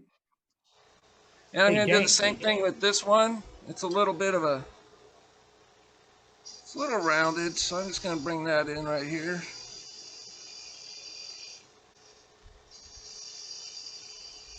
I love finials. This is a great opportunity for folks to grab screenshots if they're interested. Oh, yeah. You're doing a good job, Scott. I appreciate it. Oh, you're more than welcome. I like doing these. So I'm gonna finish sanding up this area here. I'm gonna sand up that cove.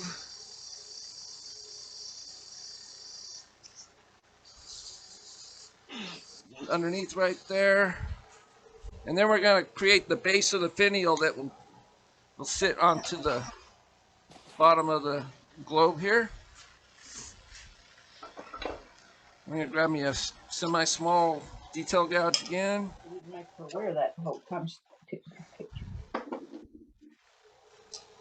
Turn the speed back up. And I'm just gonna start another detail right there, opportunity. Nice. They did a photo shoot with the Vern for his. And I'm just going to create a cove right into that detail there. I knew they were going to do it. I start with the tool at a. Scott, I'm gonna mute everybody, and then you need to bring yourself back on, okay? All right, got it. All right, going now. All right, there we go. We got. Yeah, but hearing some back talk there, so. Yeah, we have to apologize. As members come on, the automatic mute may not catch them, and they don't realize the background sound is out to us. That's part of being on Zoom, I guess. So I'm making it like a cove right in here with this somewhat small detail gouge. And then I'm going to give it a twist right into there. And it's going to give it an OG curve. Just like that. And I'm just going to, a little bit of a, you have to grab my smaller detail gouge because I see just a tiny little ridge under there. I probably shouldn't do this, but you know. Yeah, you nailed it. Yep, there we go. Good job. So now I'm just going to grab me a small parting tool. I'm gonna decide how thick this parting tool I've cut on a slant. And when I put it underneath where I'm gonna make the tenon that goes in the bottom of the globe, it's gonna undercut. If I keep that angle of the parting tool straight, it's gonna follow through and create a undercut. So I'm just gonna start that out right here, just so I have an idea where it is. I'm not gonna cut it off quite yet, because I wanna create a slant. I have to stop the lathe. I'm going to create a slant going inward. This nice little slicing cut here.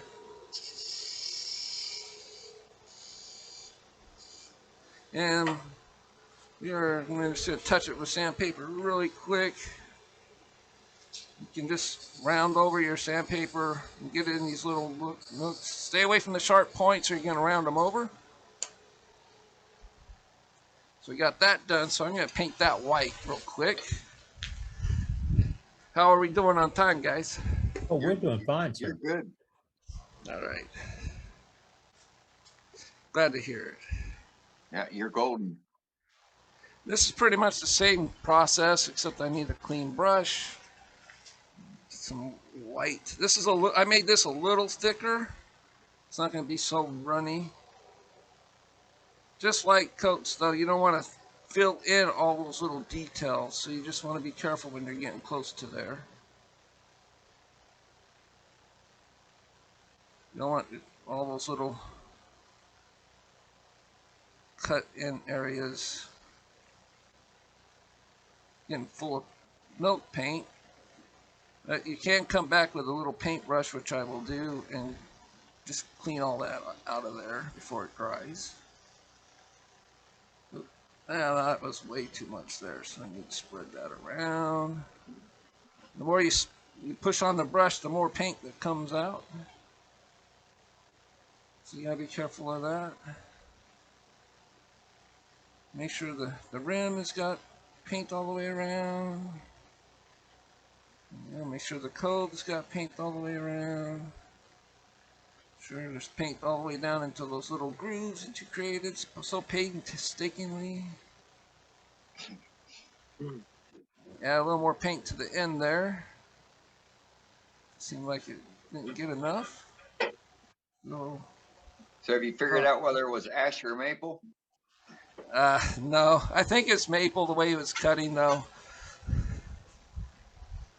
I have like 100 of these little spindles made out of both ash and maple, so they get kind of mixed up sometimes. So I got me just a little paintbrush here, and I'm just going to clear out. Let's wipe out the excess there, get it out of the grooves. Uh-oh, we got background noise again. My goodness, there's a lot of it tonight. I'm just going to smooth out the paint, get it down into those areas I need. No, looks like it got turned off, whoever it was. This just helps smooth it out. You want this?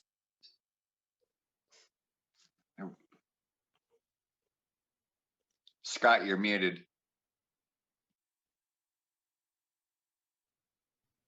I messed up on that one. It's all right. You're good. You're good now. Yeah, all right. Yeah, I'm just getting that excess paint out of those grooves. You don't want it all gunked up in there. It gives it kind of a icky look. You want the details to stand out as much as you can.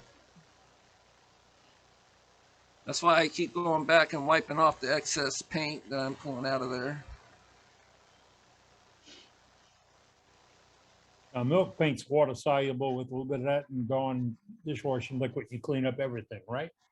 Yes, it's all just water. I just use bottled water so I know it's clean. Doesn't have any impurities in it really. And you can make it as thin or thick as you want. And there's a if you go to the real, this is kind of an ad, but if you go to the realmilkpaintcompany.com, they got a huge array of colors that you can choose from. So this is showing through pretty good. I'm seeing a lot. Oh, still got a little bit of paint out of it. So I'm just gonna hit it with the blow dryer really fast. It's almost dry already anyway. Just you don't want to hit it with the sandpaper if it's still wet. So I still got some paint there. Gonna smooth it out. Plus the blow dryer actually tells you, you can see where it's drying faster and where it's not. So that means it's thicker in some areas. And it allows you a chance to go in there and just clean that up really good.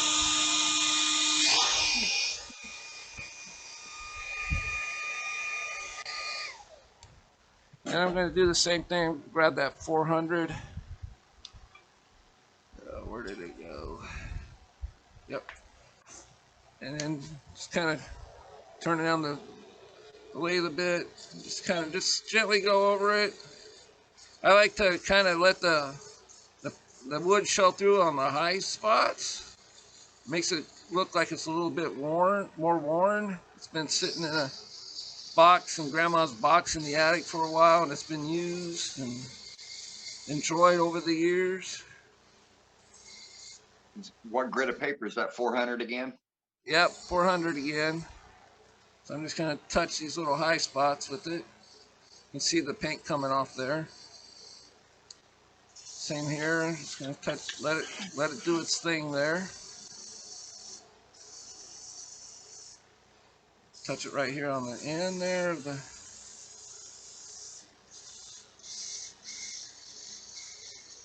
Kind of feather it out a little bit right here where the onion comes in. A little bit more off that little bead. That should give us a nice little look. There we go. All right. Well, it is clean and neat. Wow. Yeah, it's a nice technique. I like playing with it. I make them in all different kinds of colors. Oh, there's some wet paint right there still. I'm just going to touch that really, really fast with the sandpaper just to smooth it out. I'm just going to roll the sandpaper just a little bit and go across there. What grit sandpaper are you using? Yeah, this is 400. Okay, cool. Thanks. And now what I want to do is I'm going to grab me a set of calipers. I'm going to measure the big hole here. So we're going to make a tenon. It's going to fit right in there. I might have to put a little more blue paint on this before I glue it together, but that happens. So I'm going to grab that small parting tool again that's got a slant to the grind. Make sure that's a little too high. First, I'm going to grab my regular parting tool and just cut an area beyond that. Make some clearance. Yep. Now it's going to allow me to measure with my calipers how deep I need to go.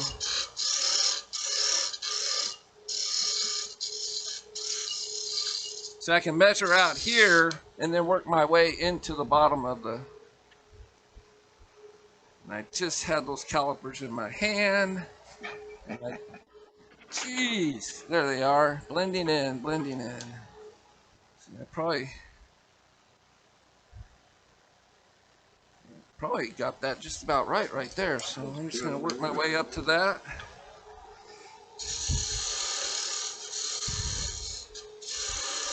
It's all right if it's just a little bit of loose. That way, if the wood expands or contracts, it gives it a little extra area to move without cracking the globe apart. So we need to go down just a little bit more.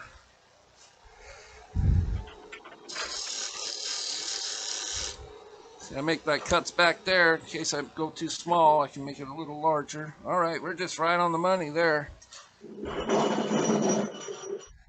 So I'm gonna bring this down. Let's make it straight.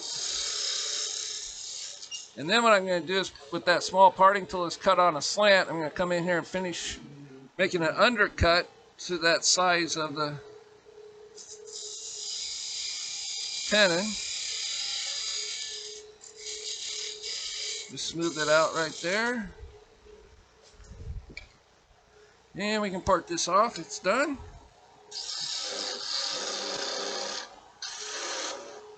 Always go back and forth with your parting tool so it doesn't bind up in there. Leave a little bit of this tenon there for gluing up. I got my hand there just for safety, but as you can see, it's on there barely. But this way I can just give it a twist, comes right off. Yeah, I'm gonna have to add a little bit more blue there, but it's gonna fit nicely right into that area once I get that cleaned up. Now we need to make the top part, so I'm just gonna pull this out just a little bit. The top finial.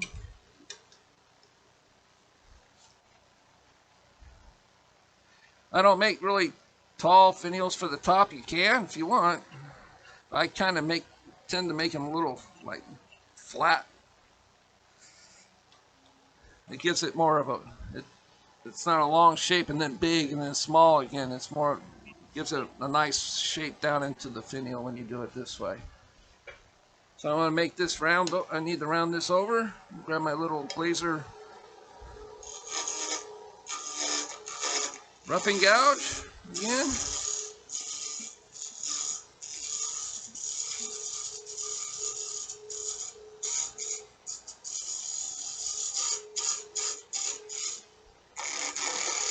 Just bring it right up to the chuck there. I think I got it round.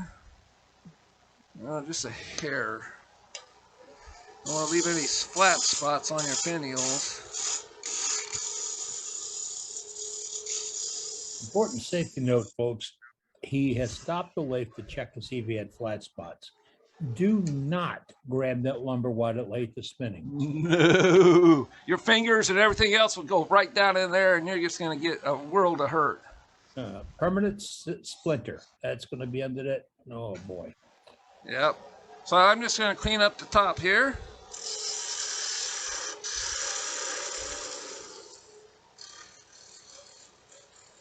Then I'm going to grab my small detail gouge here, and I'm just going to start playing with shapes.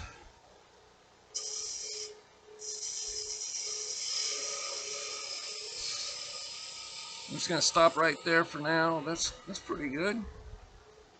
So what I want to do, I'm just going to make like a cut towards the middle. You can see it getting a little bit smaller there. And then I'm just going to clean that up. And I'm going to do the same thing. I'm going to make like an OG curve. Make a groove right here and then twist the tool. It's a little bit too much of an OG curve. Now I can just get that in that. It looks a little too big for me, so I'm just going to take that down a little bit. And probably take some off the top. Yeah, that looks much better. More to my liking. There's so many design opportunities when it comes to making these kind of ornaments. Sometimes it's just what the wood wants to be. That's it. So I'm going to slide this out of the way. Touch it up with some sandpaper real quick.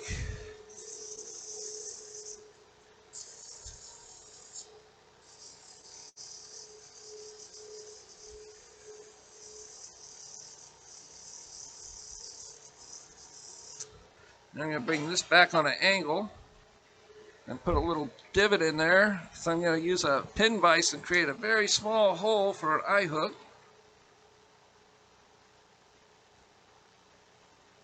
just want to bring that in there just a little bit. And where am I? There they are. And I've just got a small pin vise here that matches the thread of the eye hooks that I use, and you just take it and you just slip it in there a little ways and then back out. Do it one more time just to make sure the shavings are clear and you're all done that quick.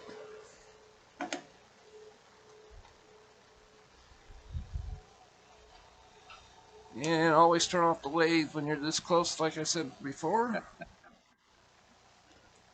So I'm just going to clean that up with my parting tool again. I'm going to come in. I know this is going to need to be quite a bit smaller.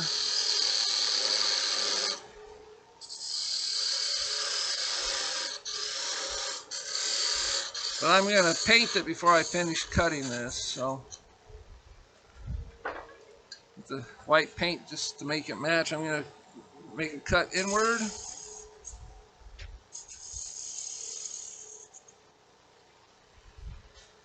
Now I can just come in. I'll probably have to re-drill that hole because sometimes I get ahead of myself and forget that the paint's going to clog up that hole.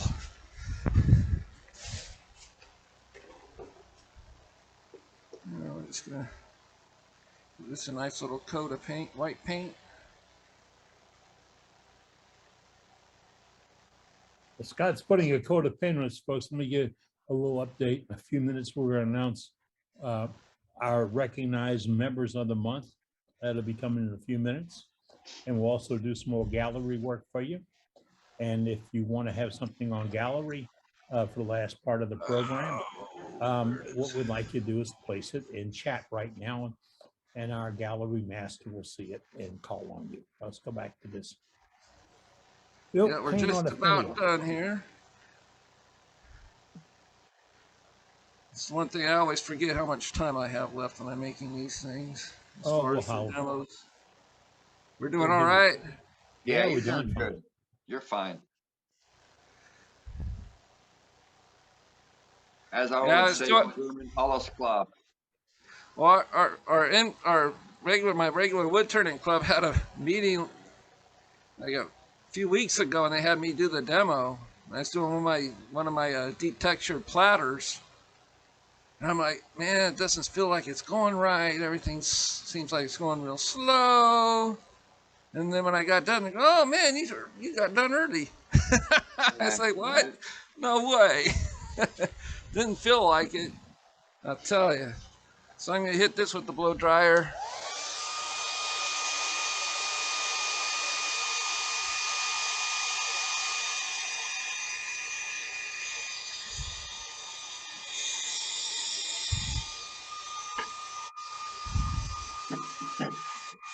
That should be good. Not much paint on that one. Now we need to put the little eye hook in there. I'll always have a,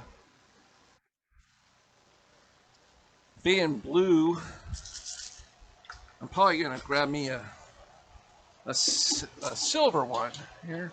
I've got like a dark brass, and I've got gold, and I've got silver eye hooks. I get them at Hobby Lobby in the jewelry section, if anybody's interested in that. All right, and we're just gonna twist it in there like this.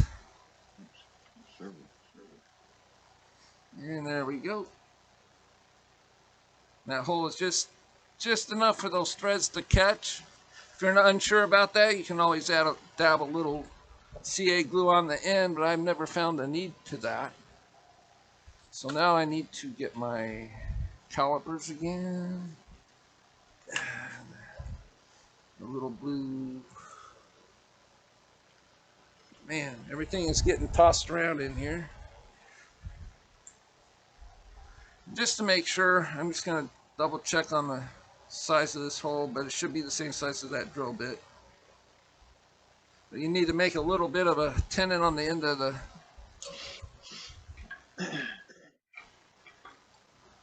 this one too. So I'm going to start back here in the back like I did before. I know it's got a little bit of a ways to go, so I'm just gonna double check it. I don't want to go too far. Okay, it's a little too small. But see, I still got a little bit of room there I can play with, so just gonna take a partial cut. See how that sits in there.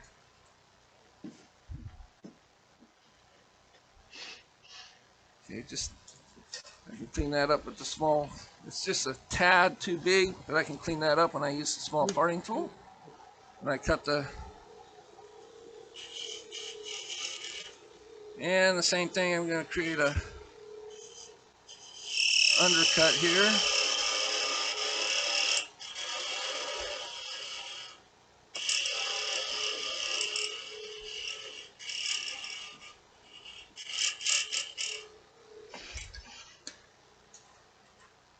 And just to make sure, yeah, it's just going to be just snug. So I'm just going to give it just a touch. Just for expansion reasons and for having glue in there, it's going to swell the wood up a bit. So you got to keep that in mind.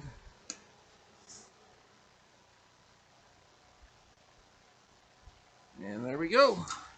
So we are going to cut this down where it's barely hanging on, and then we can just twist it right off like that other one did.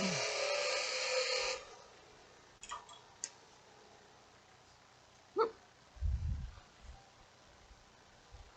So that fits there. I'm going to go to the face camera here. You guys can see that there. There's the top finial on, all done there. Bottom sits nice and snug on the bottom there. Sweet. Just a little bit of glue and you're all set and all done. That is sweet. Nice, Scott. Very nice. Good Yeah, it demo. looks Thank you. wonderful. Beautiful. So how long did I take? I gotta know how long. How long did I go? 122. Good an An hour. hour 22? Yes, sir. Great All job, right, sounds Scott. good. Wow, All it right. didn't- Hey, Well you know done. what? It didn't feel like an hour and 22 minutes. Nope. No, Well done, no. buddy. No, it didn't. Felt It was about like good. 10 minutes. Good job, sir. Thank you so All much. Thank you, right. Scott. All right, Hey, thank Dean, you. Dean, before he gets away, you're gonna hook him into another one real soon, right?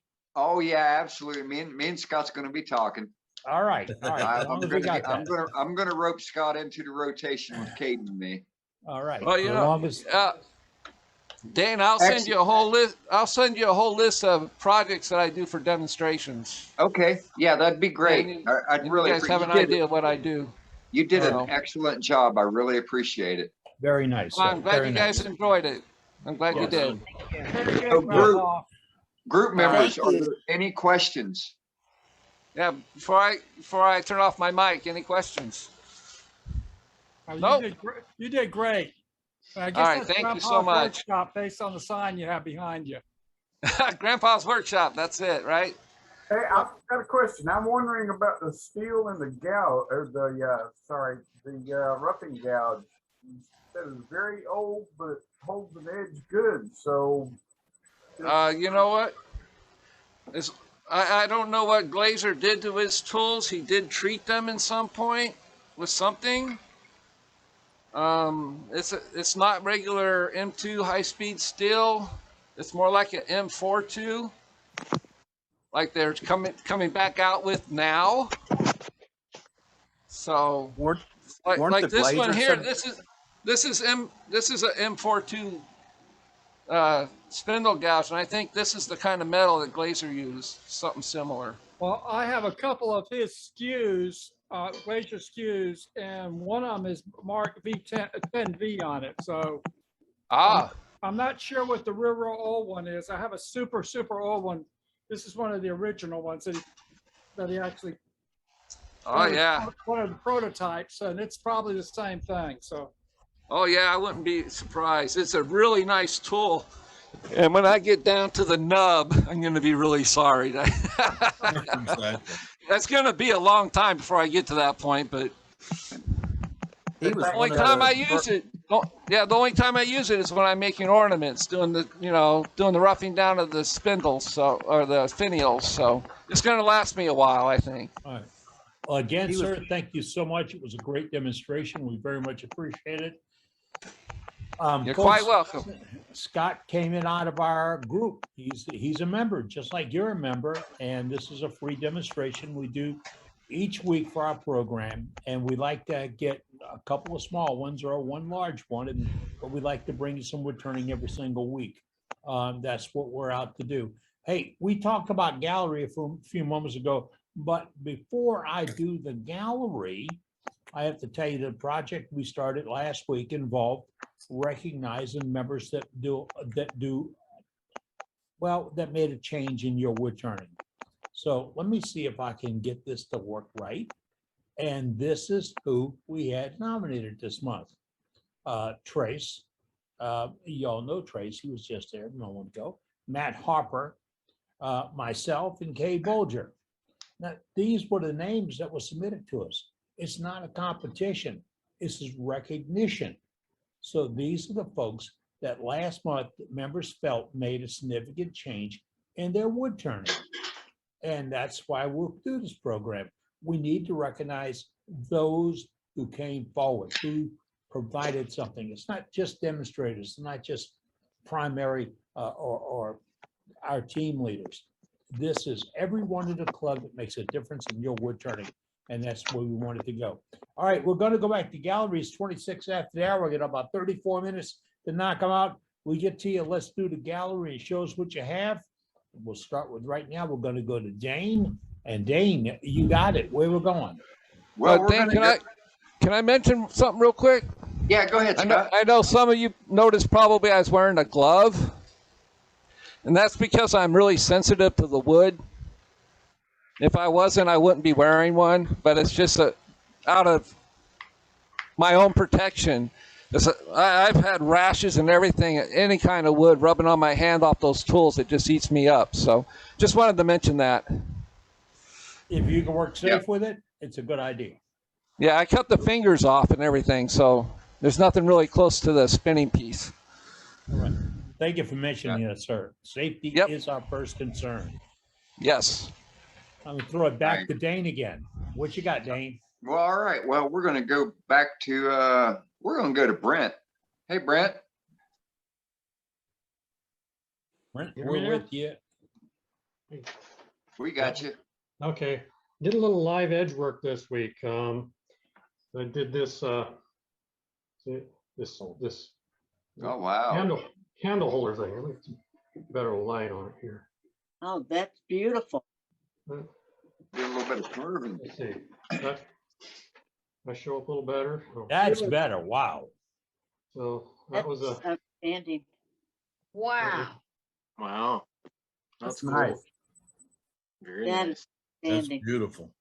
I think you got 3 wows in a row right there, Brent. That was pretty good. That was a challenge on that one, just to get that mounted on the lathe. So little candle holder there, such so. But That's beautiful. that's Love the wood. Very sculptural. It's just the same juniper that I work with a lot here. I was able to maintain, I don't know if you can see it, but this wood I think was killed in a fire about 100 years ago. I got some there's still some char left there. I managed to keep lichen over here on the side here and such. And so it was Yeah, nice job, Brent. Really pretty. that's fun. So It's beautiful. Thank you, Brent. Appreciate you sharing tonight. all I got. Thanks. All right. Well, let's go back to our safety master, Jeff. Jeff, are you there? Where? I'm Jeff, but I'm not the safety person. I Oh. don't think I'm the. Yeah, I'm here. Okay. So I got Jeff for a gallery item. Which Jeff is it? It's this Jeff.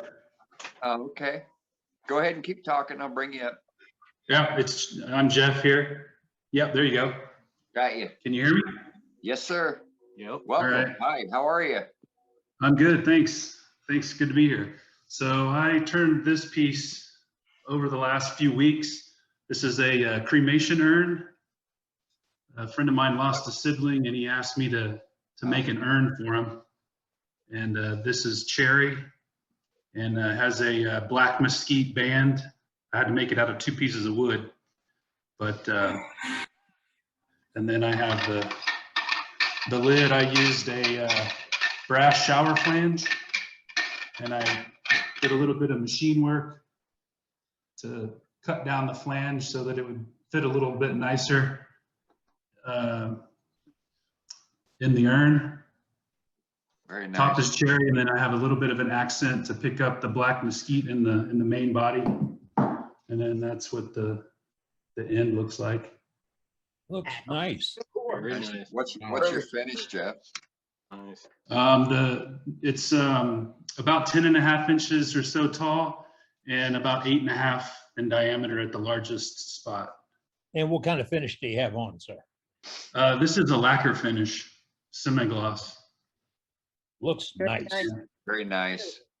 Thanks. That's- I appreciate that. I had a few questions that I emailed to Captain Eddie just to bounce a few ideas off of him, and I appreciate your guidance, sir. Well, you're quite welcome, sir. If we can, any of us can help you, you can always come to us. Absolutely. So that's my wood turning that I've been working on for the last few weeks. It's probably the best piece that I've turned so far. I wanted to take my time with it and get it nice. So that's Now, it. I'm going to ask you for a photograph for our website, our gallery, and our newsletter. Can I get a photograph from you? Sure, I will just email it to you through the website, correct? Yes, sir. That's the way we're going to do it.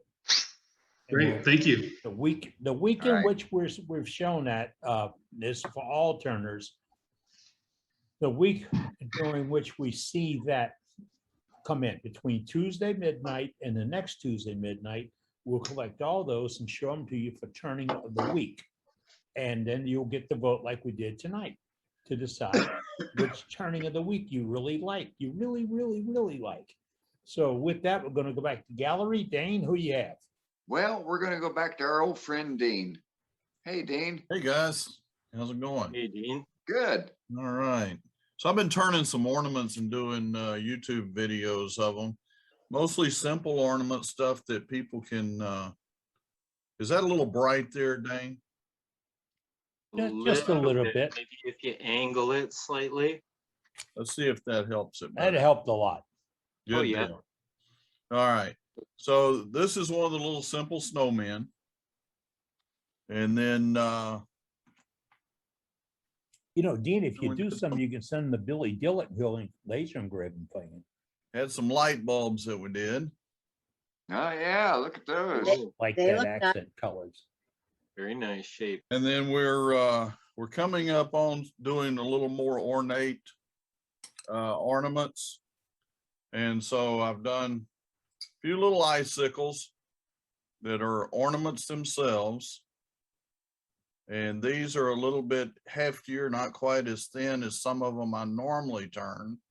Because especially if you're selling them or they're getting put up, it's fairly easy to break them. So if you leave just a little bit more wood on there, it makes them a little bit more stable.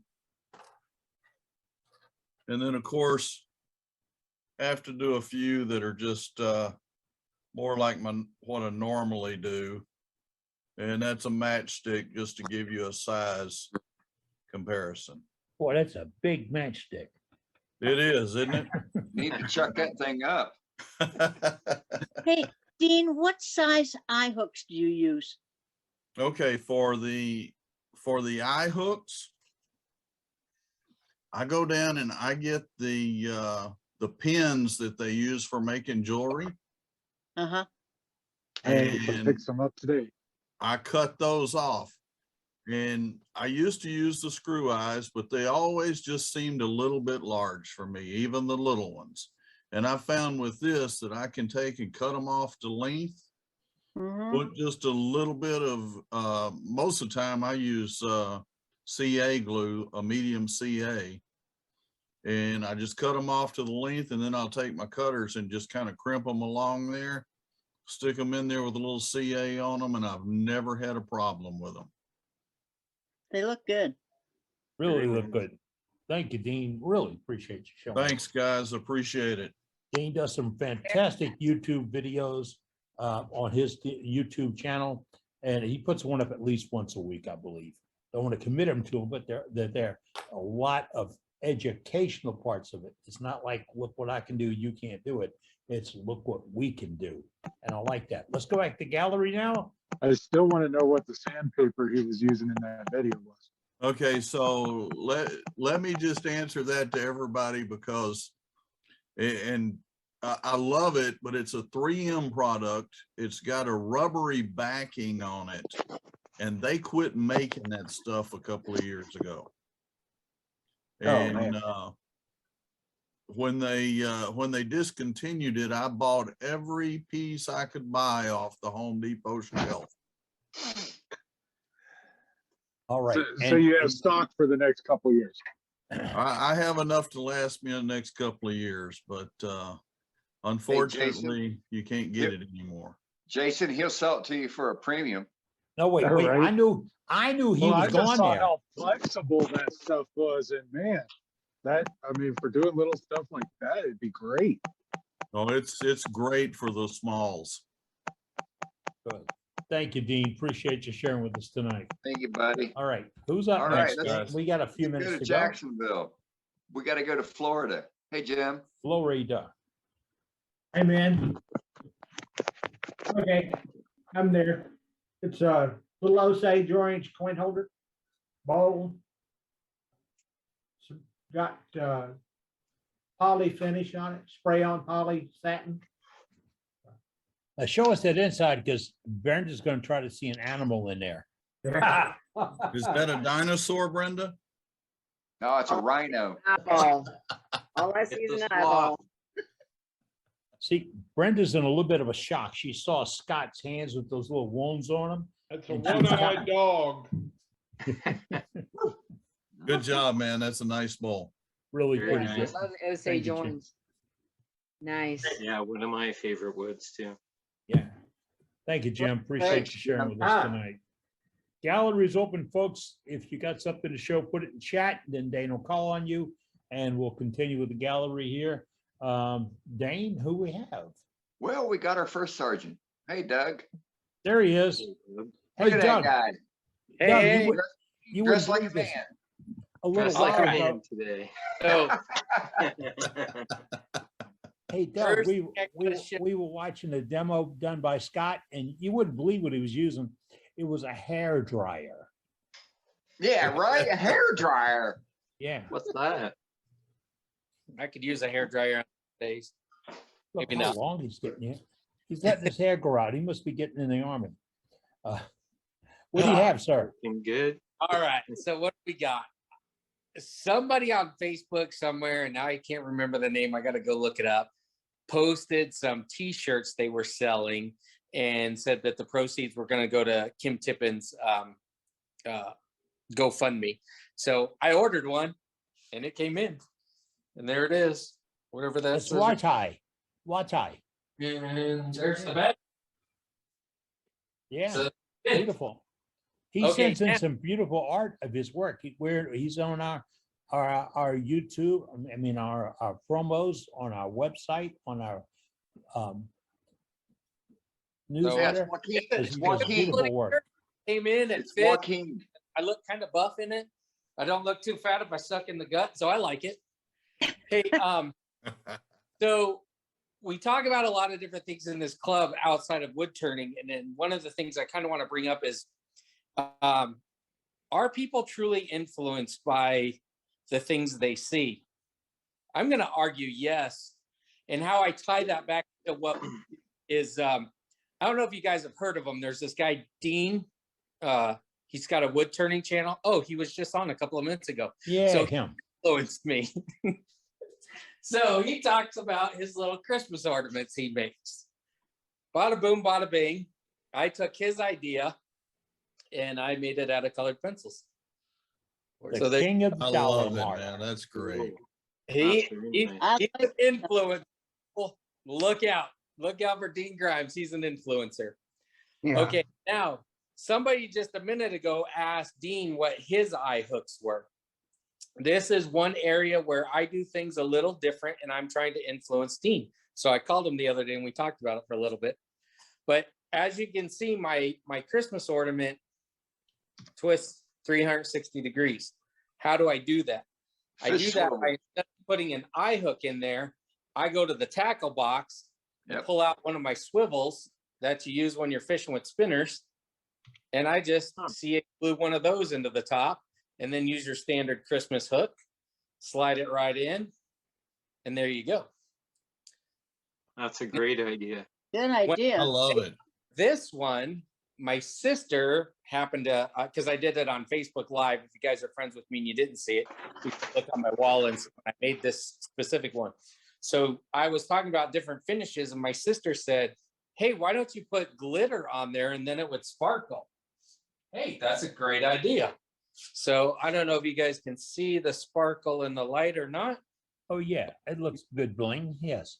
In person, it definitely shows up. So Doug Miller happened to be watching and I was like, well, how am I going to put glitter on there? And he commented, kind of drop it down from a high, like bakers do with salt and whatever. So we played around with it. We got it. So what we did was I sprayed it with rattle can lacquer, and quickly before the lacquer was dried, I dropped the glitter from far up and just kind of dribbled it on there, and it worked out. And then I just glued a little Santa Claus on top. But so this one is a combination, I guess, of Doug Rowe, Dean Grimes, Doug Miller, and Sally White. I love it. You can go to Walmart and get Krylon spray glitter. Oh, there's a good idea. I didn't think about that. The spray on glitter. Yeah. So and I mix glitter with Mod Podge and paint it on. Okay. I found I have better control. I have really good control of it. It's pretty heavy mix and just paint it on. You get the Mod Podge and the gloss and that kind of stuff. And that's what I do for all my sea urchin shells. Nice. So, well, good deal. Well, all right, guys, thanks for looking at what I made this week. All right, and like Doug. I said, if you want to see me actually making it and you're friends with me on Facebook, you can go look on my wall. There's the live video that I did that day. Yep, it's always there and always looking at it. Thank you, Doug. Appreciate it. Thanks, Doug. Great work, Doug. Doug, All right. I mean, Continue with our worldwide, let's go to Canada and Ontario and back to Cage Shop. That's the full-size Turner. That's not That's the full-size one. Okay. All right. Hi, everyone. Hope all is well. I've been a little busy the past couple of weeks with different demos and club demos. So last Thursday, I did a demo for the North Texas Club. And I did these ornaments here. This one is made of ash and cherry and dyed yellow, the center ball. Here's one that is ash that is dyed red with walnut. Nice. Yeah. Very like nice. Here's one with ash dyed blue with cherry. And today in Martin's meeting, we were talking about Sputniks and different sea urchins. So I remembered last year I ordered some and I never got around to turning them just because I was busy turning all my other ornaments and Christmas items for the Christmas season. So that got me inspired and I turned one right before this meeting. And the shape looks pretty cool. It almost looks like a female figure and she got her hair done. She got a perm. Got a little bit of an afro going on here. How you like that, Brenda? It's Granny with her curlers and her nightcap on. That's right. Perfect. Perfect. She's got the hat cap when she goes in the shower, right? And then some long shoes, There you go. I like it. You hit it with the Too hair funny. dryer?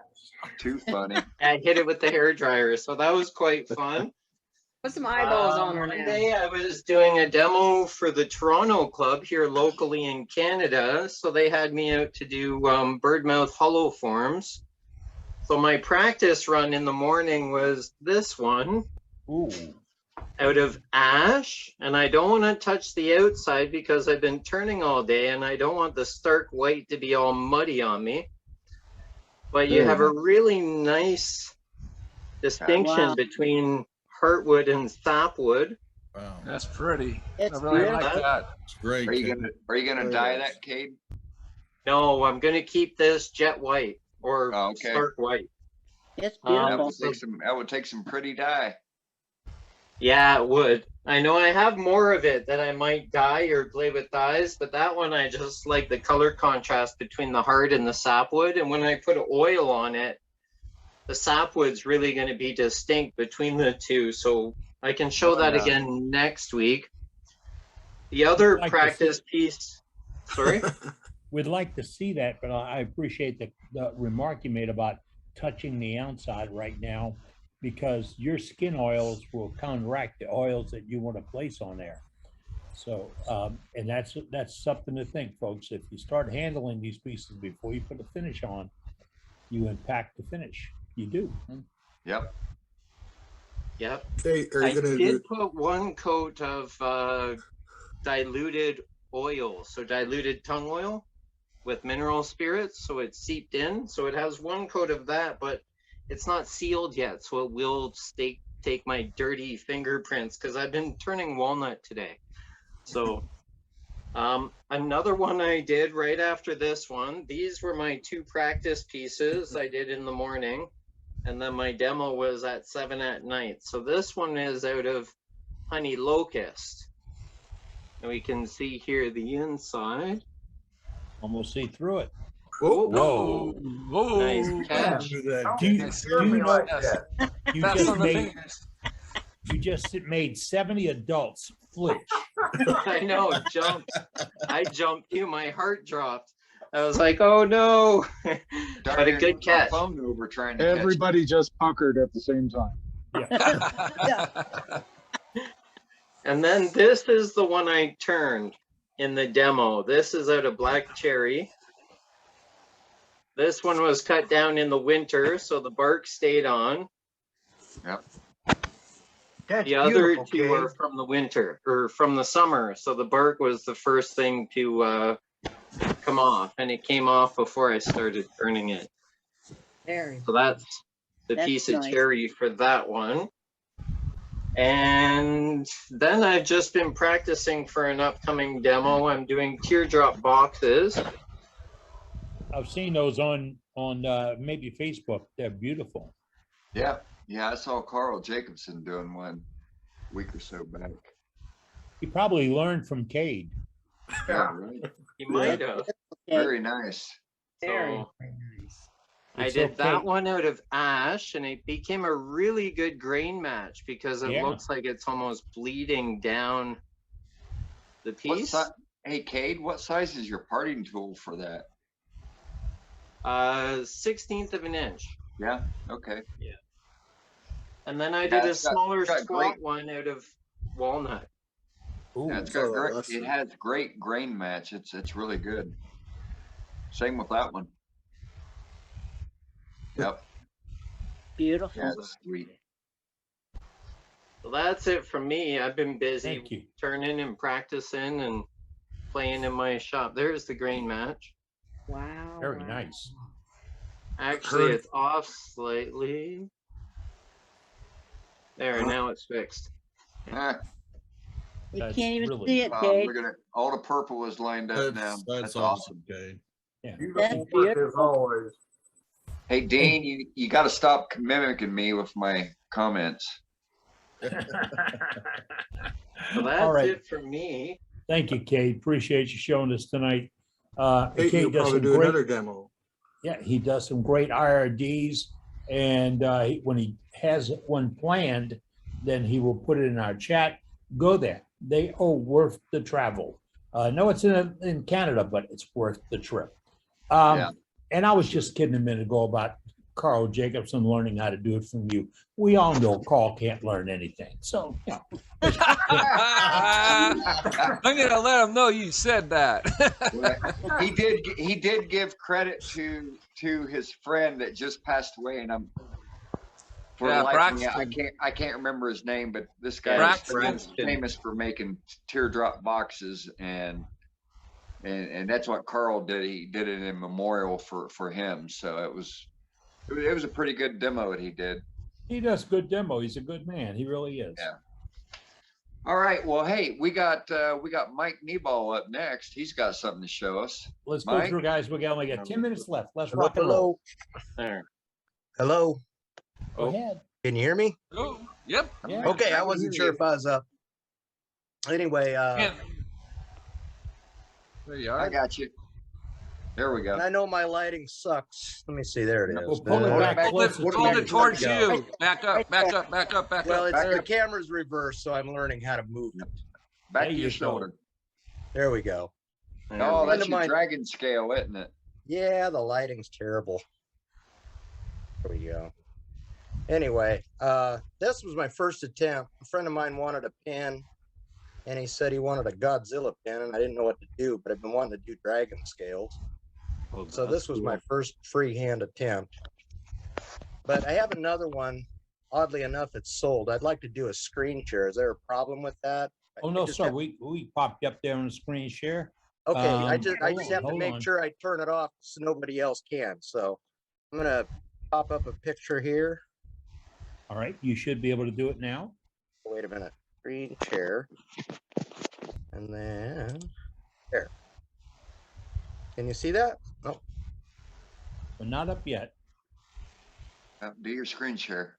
wait a minute. I thought I Screen did. share. You got to click the little bottom on the bottom. Oh, there it that says is. Share. Okay. All right. There it is. That's the one. All right. We're not seeing anything on your share. Oh, wait a minute. New It share. started. There There you go. That There is we go. gorgeous. Very nice. Is it still sharing? Okay. Yes. Yes. Okay. I see stop share. Okay. Yeah. So that was my Oh, that's beautiful. fourth version of it.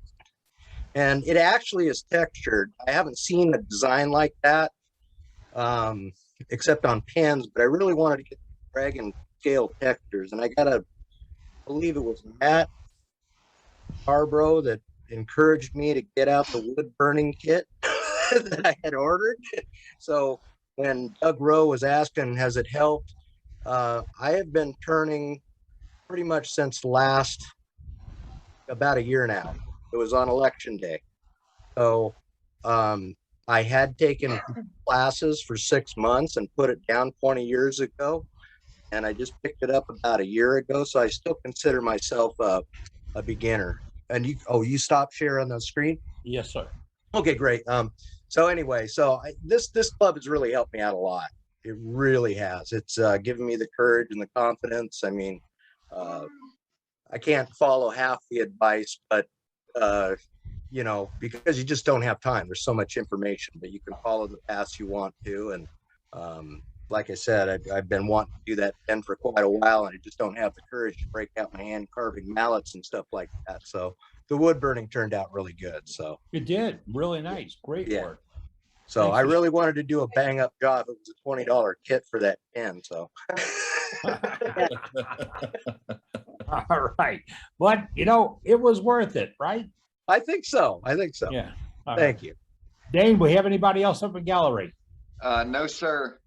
All Unless right. you want to see, unless you want I'm to up. see. something. Dane, you skipped me. Yeah, Joaquin's here. Oh, What's the Joaquin, matter? God, you know what? You're right, Joaquin. I'm sorry.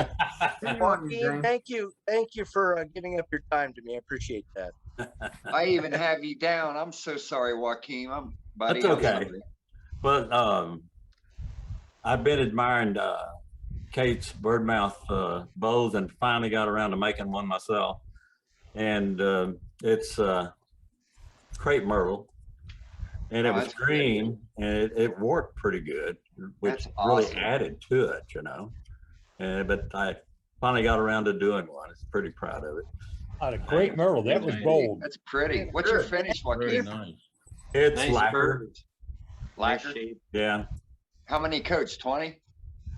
No, about 3. I did put it on the Bell's buffing system, though. I have to admit to that. But the other day, I was, it's been several weeks ago, I was watching Pat Curl's IRD on his 3-legged pot. Yeah. Yeah, I That is saw where you did that. That's nice. Yeah, great Beautiful. idea. on how he gets these in at all at the same angle and everything. And I had to do it just because of that. But then I wasn't happy with it, and I thought it needed a lid and a finial, and did that. Row. Wow. How did you do the finial? Well, I took a block of wood and drilled a hole in it. Now the carving's done with a power carver. I don't know that I could have done it with by hand, you know. Okay. But I just drilled a hole of it and then started trimming this shape there and then hollowing out in between it. And it's the second one I've done. The first one didn't work. I busted it, and I drilled it 5/16 inch. This one I drilled 3/8 of an inch, and just started trimming away at it. It's beautiful. Thank you very What much. kind of wood is that? It's mesquite that's been dyed. Okay, okay. I chose mesquite because it was easier to work with for what I had. Yeah. The legs are mesquite, the lid is mesquite, and it ebonizes very good with leather dye. Yeah, it takes dye really well. Yeah. I didn't, for me, it doesn't do very good ebonizing with the vinegar and the steel wool and stuff, and I went to the leather dye. All right. Thank you, Joaquin. Okay. I wouldn't have skipped Depending you. on the amount Jane of skipped you. I wouldn't have skipped you. I know, that's my bad. I know. Hey, Dane, you skipped me too. Who did I skip? Dick Store. I got a, story. I'm sorry, Dick. That's when my Zoom crashed on me. Well, anyway, I was talking and I was bringing you up. Next thing you know, Eddie, it flashes to Eddie and it's frozen. And then my system restarted on my phone. Well, I got an interesting story. My brother's in Indiana and I'm in Virginia, and he downed a large black walnut tree, 20-inch diameter, and he had a 4-foot section of it. And he wanted to replace his shaving mug, and he asked me how much of that I wanted. And I told him, probably a 5 by 5 by 5 cube. And so what I got was 5.5 by 6.5 by 8.5. And he simply wrote on the block his return address and my address, took it to the post office, and they said That's beautiful. They said it weighs 8 pounds, 11 ounces, and it cost $18, and it showed up on my porch just like that. That's awesome. Well, wow. That is a great story. I am shocked they actually mailed it like that. Your post all office boxes network. are made out of wood. I thought you guys would like to end on a fun story. We did. Oh yeah, absolutely. Before we All right, pop well, away. hey Eddie, we got another one here. We got Jason. I Hey know. Jason. How's it going? Hey, bud, what's up? So, sitting here during the program, actually. So here's my latest little creation. The wife, I made her one, right about 6 months ago. And she wanted a couple more. So it's just poplar and dye on the hat, and then just lacquer. I think cutting the beards out for them are worse than anything. A little fuzzy. But that's all I got. Looks good. Cute. That's cute. Does look good. I like that. It looks like Slash from Guns N' Roses. Yeah, there you go. Yeah. I was wondering what he looked like. That's right. It does. I thought we'd hear that from Brenda. Or cousin it with ZZ Top's hat. Well, I just didn't want to do the normal, just pointed hat on that one. So they got the top hat. Hey, Eddie, when is Ronnie's deadline on the pens he wants? November 19th, I believe, Ronnie, isn't it? Ronnie, you still there? I was thinking it was October. No, it's November. Okay. Wake him up. I'm good. Very good. I'm back. I just stepped out of the room. November the 19th is the graduation. And at this point, I need every pin I can get my hands on. Okay. All right. Thanks to all. Yeah, because I think he's planning on giving one to every Marine around. So, you know, he might be over exceeding his abilities, but get those pens to Ronnie. It's the information's in the chat, folks. And I'd appreciate it. Thanks to all. Remember, if you cannot find the name or an address or any way to contact folks, we do not keep a roster, but we will pass it along to them.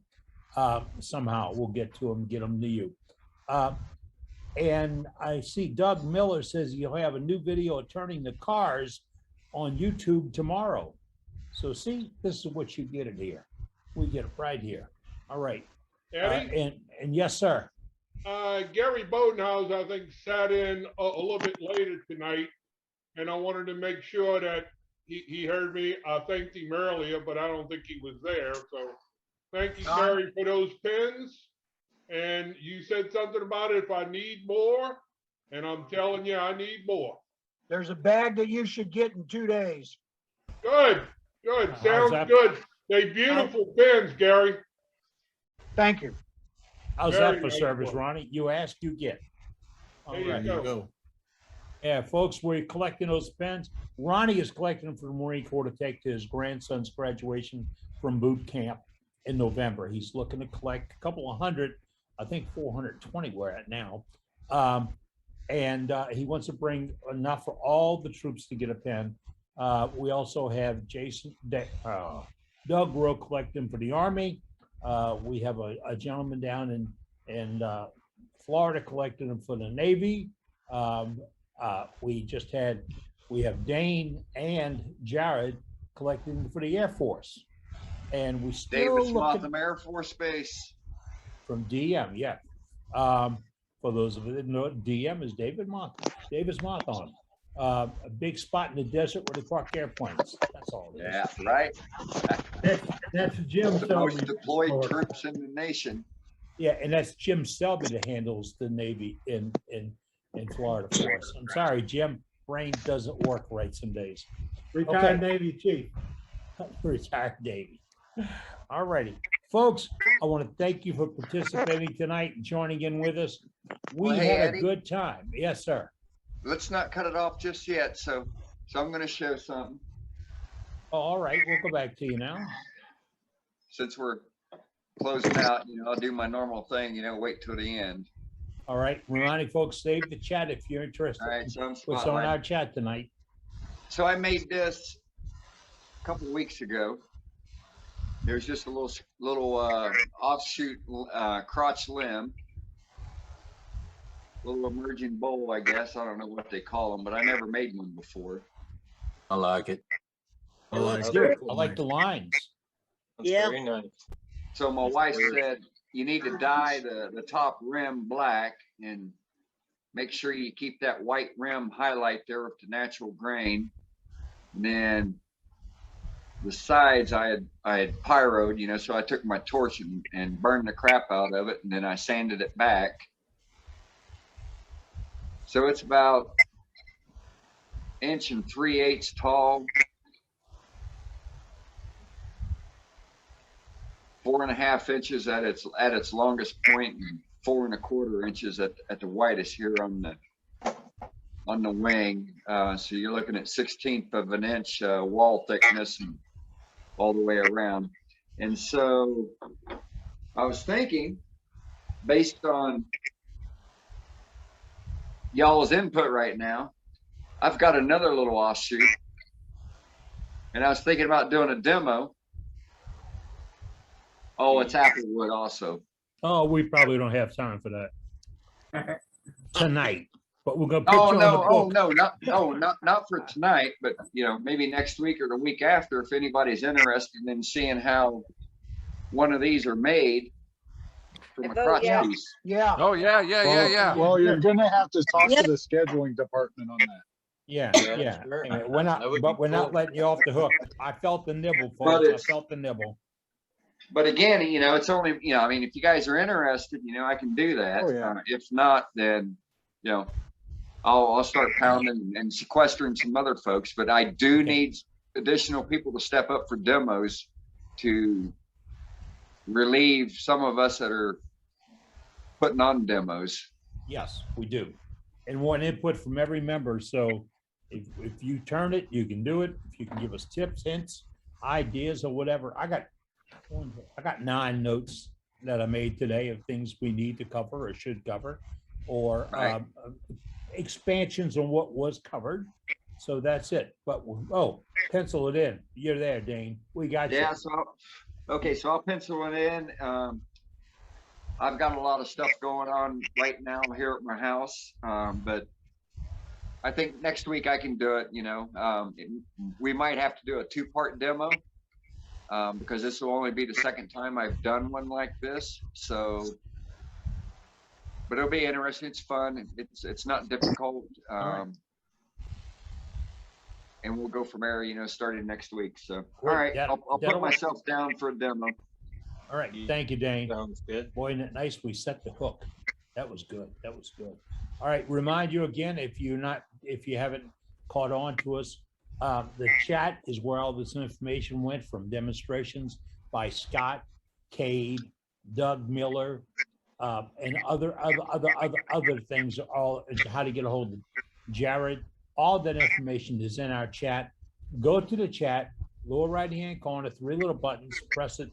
It'll say save chat, and then it goes on your computer. Now, if you miss that, you can always get the chat off our website. David is our webmaster, our master webmaster, and he puts all the stuff and edits these programs to be on our website. And he does a magnificent job. He does it every single week for you.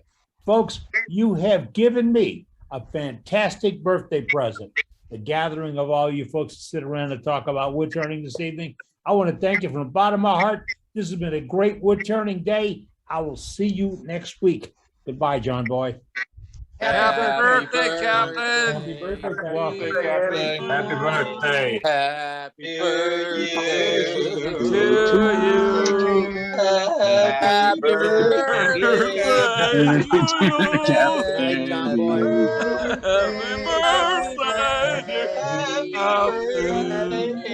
Happy birthday to Happy birthday. And we should have the worldwide wood turners flyer. Some of you folks need to stick with wood turning. We probably just lost our PG rating. Turning champ. Right in this corner, Eddie Castellan, also known as the captain. Man, make it, save it. Good night, everybody. Thanks for all the freedom. Good night. Everybody, y'all have a great week. I love you, Eddie. Thank you. Be safe. Good night, Susan. Talk to Take you in a care, all. bit, Cade. Yeah, Good chat night, with you in a Trey. bit. Talk to everyone next week. Take care, all.